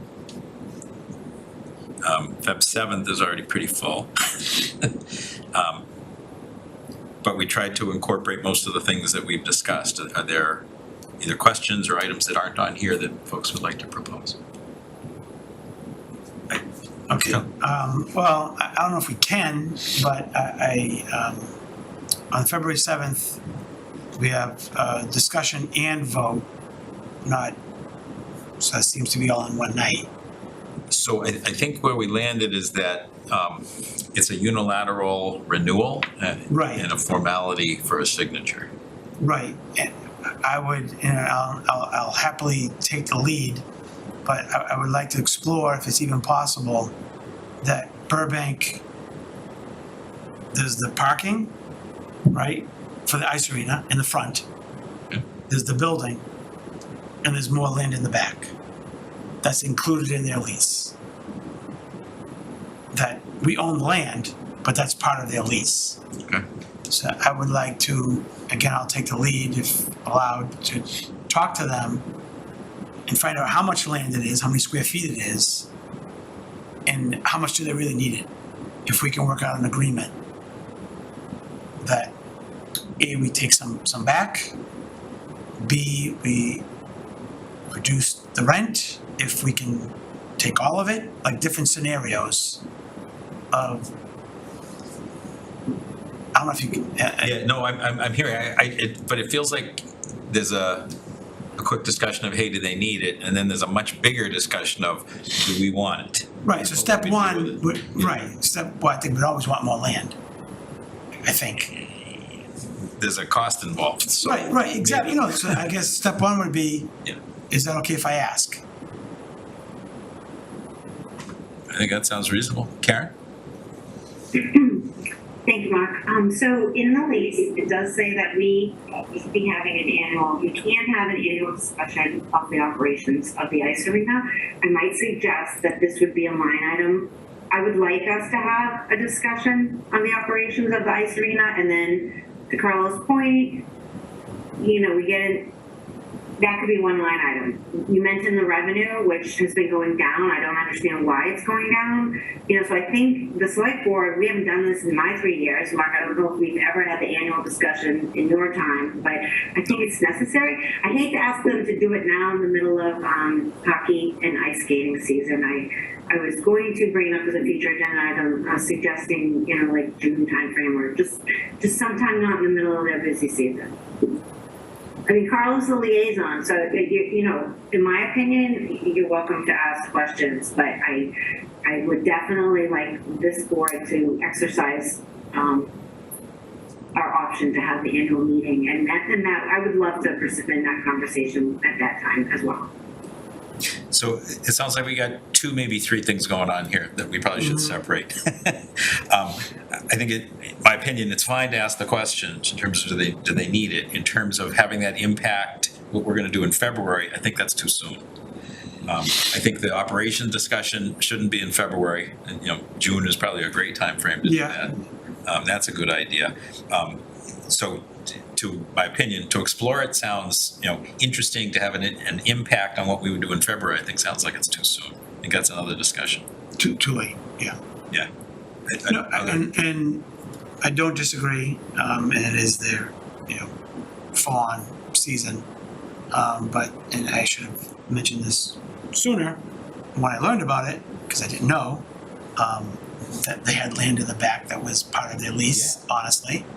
You mean the parking lot in the back? Yeah, The dirt area that is a parking lot? I don't know, I didn't get a layout. I just know that they have in their lease more land behind the building.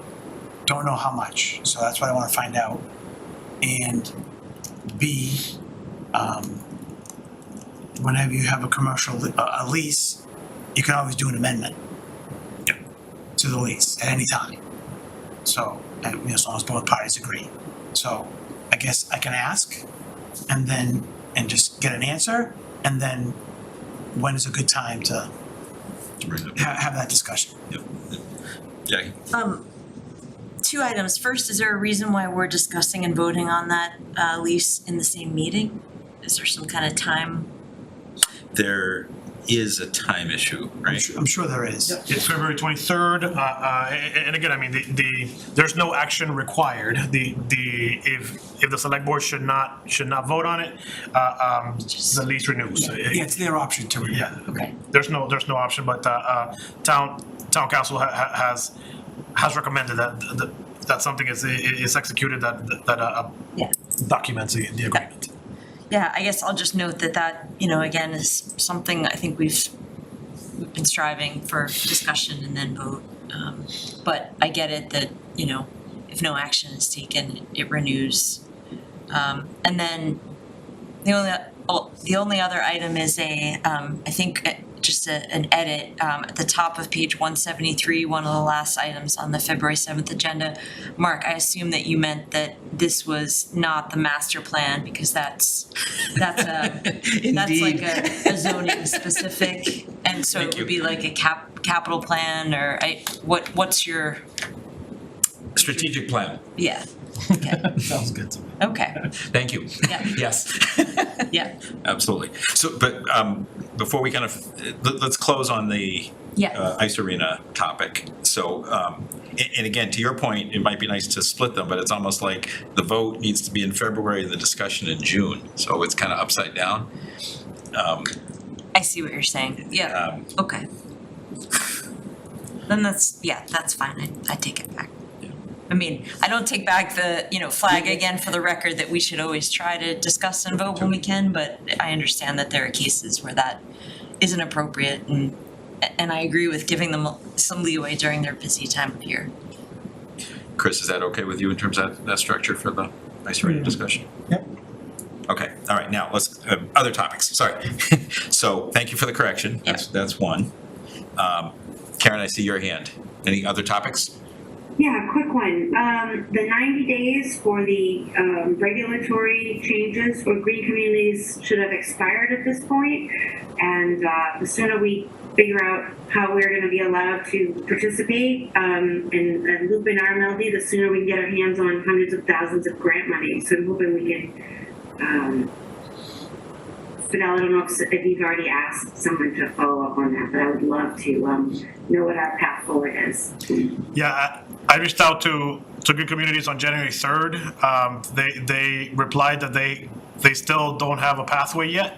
I did put in the placeholder again in April's town meeting warrant, just in case something is needed, just in case action is needed from the town meeting. But as of January 3rd, Green Communities does not have any further information. Was this the Neil Duffy discussion? Yep, it is. Exactly. That's I'm beyond frustrated. Yep. Okay. In 3 letters, what usually takes me slightly more. Other, sure, Chris. Thanks, Mark. 2 things. One, it isn't a future agenda thing. If we can get the page number things back in the packet, we'd have Yes, like please. 78, and we can, like, yay. Especially when it's 178 pages long, and I'm sitting scrolling through, just trying to find, so page numbers. Fidel, Jackie, Caitlin, whoever ends up handling it. And then I don't see, unless I missed it, update on Meadowbrook and the Lot 5 scenario. I think Karen brought something up during her liaison reports about climate committee or conservation or somebody voting on something, and we haven't even formed a Lot 5 committee group, public input, what's going there, et cetera. So I'm not sure how stuff's just being done without that transpiring, so. So there are a couple of sets of updates that we should put onto the agenda. One certainly relates to usage. The other is in terms of discussions about paths and things behind. We probably could tentatively do that in late February is my guess. And sorry, back to the discussion that you're bringing up though, in terms of usage and hearings and things like that. What's the current plan? Is there some time sensitivity where the board should get together and form a plan for, hey, we want to make sure this happens before? I think February is fine. I think, February. yeah. Okay, does that really fine. fit? Sure. Okay. I mean, with your desire. Yeah, no, We'll I just, figure out how to plug it in. I didn't see it on the list. I know. Yeah, that's a good discussion to have. We bought it over a year ago, and, The activity continues, but we'll provide an update. Late Feb is probably about right. Okay, Carl. I have not an immediate future, but in the future. So I met, first I met Benjamin at the contractor meeting, and then we had an introduction after that, even though we met, and we discussed the kiosks that are coming. Parking. Yes, and just off the cuff, how to implement that and notify and make sure it's as smooth as possible, which is not going to be easy. But I think as a board, when we have a date of installation, go backwards at least 6 weeks. So we can discuss on signage. I know there should be some coming soon signs, a lot of education and public awareness to when the kiosks A, are going to be installed, B, going to be enforced, get fines and really, get as many people and businesses. I'm sure the businesses will know before the residents, but we have a lot of residents that uses those lots, particularly a lot of out-of-town people that are going to get a shock to the system, more so than maybe residents who are paying attention. But I think that's for March, but he anticipated early to mid-spring. So ask Ben to present to us plan. Yeah, that, and then just how do we want to see, things, right? Yeah, I mean, he's going to have his own ideas, obviously, but education and PSAs and just, blasting, because it's going to be a big change. Awesome. Anything else? Maybe also adjusting the parking fines, et cetera. It was brought up during park way back. It was like $20 and I wanted an escalator over 4 hours or something. And with seeing the construction vehicles parking over there now, and the businesses reporting those kind of issues, and then it's still $20, take a ticket kind of scenario, doesn't seem worthwhile. So if we can do something to make it actually where they don't park there, because it's not cost prohibitive anymore. Right, yeah. And it's not just them, it's anybody in general. You can't just single them out, but anyone over 5 hours is some random number that we can, but something with that situation has to be done. Could you check in with town council? So I assume as road commissioners, we would have control. Discretion of the board. Yep, absolutely. Okay, so what parameters do we need to keep in mind? Armed with, the goal is to stop them from parking. It's not specifically a revenue generating idea. It's more, stop parking here. Whether it's multiple tickets per day or higher fees or both. Yeah, it's when the kiosks come in. I understand we could do it now or something like that, but it's like a sweeping change you could do all at once where, the kiosk they'd have to pay at the kiosk. You can make X, Y, Z, it just has to be enforced and a deterrent, and so something for them as well. Sounds great. Yeah, maybe just see if there are parameters that we have to stay within. I mean, we're not gonna charge $1,000 for first time violation, but what do we need to keep in mind that, kind of, I don't know, do we have to keep things, within a certain range? Is it, and I guess probably we should look at fines in general at some point. See what they're like, why they're there. I think a lot of them never changed, ever. Maybe that's okay, maybe there's a reason to look at them. Okay, fit that one, Carl. Same topic, different subject. I remember having a discussion here about, are there enough handicap spots?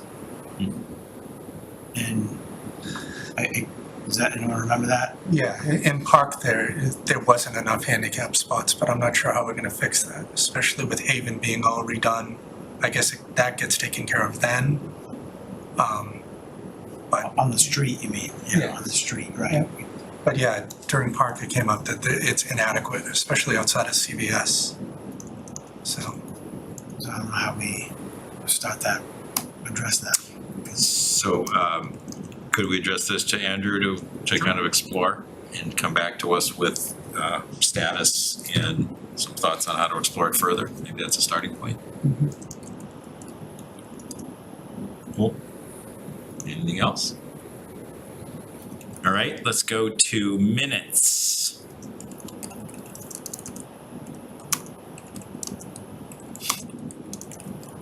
So Caitlin, I think you may have sent a second set, which I just never got to, but I did get to the first set.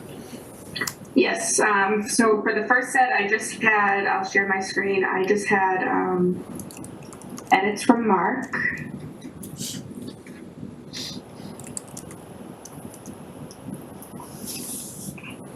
So you can scroll up just a little bit. Oh, Can you see that? yes, thank you. So my comment here was just, the one thing I get slightly concerned about is where statements people make, if we're gonna more or less quote what they're saying, need to be defined as their opinion. And so that's what I suggested here, just express concerns about other incidents, or it could be, you know, incidents of unacceptable behavior described in her words, something like that. Am I comfortable with leaving a document that, if not quoted, makes it seem like it's a fact?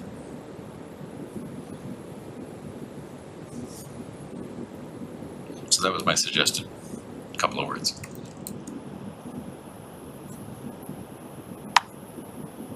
I mean, we can't put in her opinion. That's fine too. I mean, I think that just solves that, in her opinion, and then, you know. That's fine with me. Yeah, I just am concerned when I kind of see something, if I were reading it from the No, outside, I'd say, yeah. whoops. Because what's unacceptable is acceptable to somebody else, kind of thing. So in her opinion, it wasn't. So, I mean, that's fair. I'm fine with changing it in that direction. Okay, I can edit that. And I think I had something later too. Yes. Oh, I defined bands. So, by anticipation. Okay.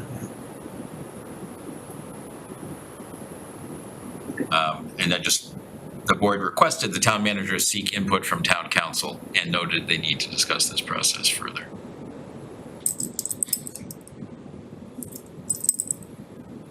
That's fine.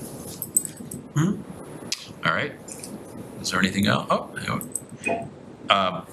So we did have a discussion about Common District Meeting House, and I thought we should just indicate, heard an update on the progress. Members viewed this favorably and with hope the restaurant will open soon. Yeah, and I asked for a separate topic, maybe I shouldn't even say it, but yeah, I asked Ben to look into this matter. Feel free to add. I felt like. No, it was something not that as was- part of the minutes, not as Yeah. part of the minutes. Oh, okay. As of now. Sorry. Okay, I got it. I'm speaking, I'm sorry. Separately, I got it. I shouldn't have said it, but I wanted to say it because it's there, but I should have said in future agendas, we need another update because there've been some rumors out there. And we need another update. So Ben is gonna be on that.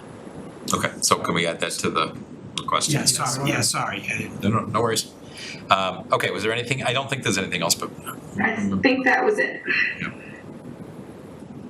Jackie. And I just noticed at the very top, I think it was the third paragraph during public comment, on page 1, Reverend Amelia, I think it's spelled with an E instead of an A. You're correct. It is. Amelia, No, first name with an E. Oh, I'm sorry. yeah, Yep, no problem. that's it. And then it's 2 T's in her last name, Attridge. Got it. Yeah. Any other comments? Karen, I'm not seeing you right now, so please just chime in if you have a comment. Thank you. I'm good with everything. Thank you. Anything else? Motion? Oh, sorry. You're good, Carla, or do you have a comment? Oh, no, good. Okay, motion, please. Move to approve the meeting minutes from the December 6, 2022 meeting as amended. Is there a second? Second. Thank you. Any discussion? Let's take a vote. Do a roll call. Karen? Yes. Jackie? Yes. Chris? Yes. Carlo? Yes. Mark, yes. 5-0. I don't know if others did. I didn't have a chance to look at the other minutes. I think it's very brief. It's like, Are they here? yes. She sent him as a doc. But I think it's just, it's more of town staff are mentioned, not us. Yeah. Could you just put it on the screen, please, Caitlin? Yes, hold on 1 second. I don't have access to that email on this computer, sorry. I can help you with that if you like. I could too, but it's, Okay. this has a supposed defined purpose. I know I could use webmail. Yeah, it's all town staff updates. Yeah, it was the budget meeting, but here you go.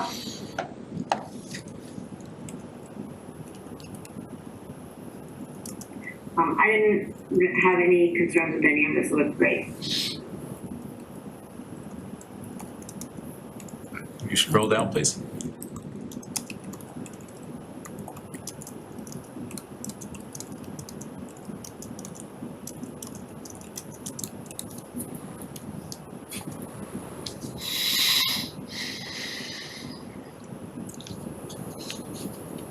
So question, do we want to, under fire department, talk about the request for kind of an increase in service by having the captain not be in the fire, It's truck? there. Is it? Right here? Some few, hey, sorry, thank you. It's right there in front of me. Sorry, that's why I missed it.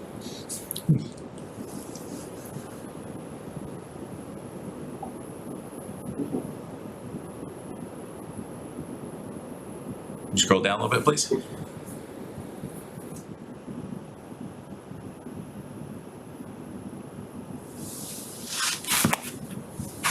Is there anything below that? That's it. I'm fine with that too. Yeah. Yep. Motion, please. Move to approve the meeting minutes from December 7th, 2022 as written. Is there a second? Second. Thanks, Jackie. Any discussion? Let's take a roll call vote. Karen? Yes. Jackie? Yes. Chris? Yes. Carlo? Yes. Mark, yes, 5-0. I think we're set. Entertain a final motion. Motion to adjourn. Is there a second? Second. Thank you, Jackie. How do you vote? Karen? Yes. Jackie? Yes. Chris? Yes. Carlo? Double yes. Mark, yes. We are adjourned.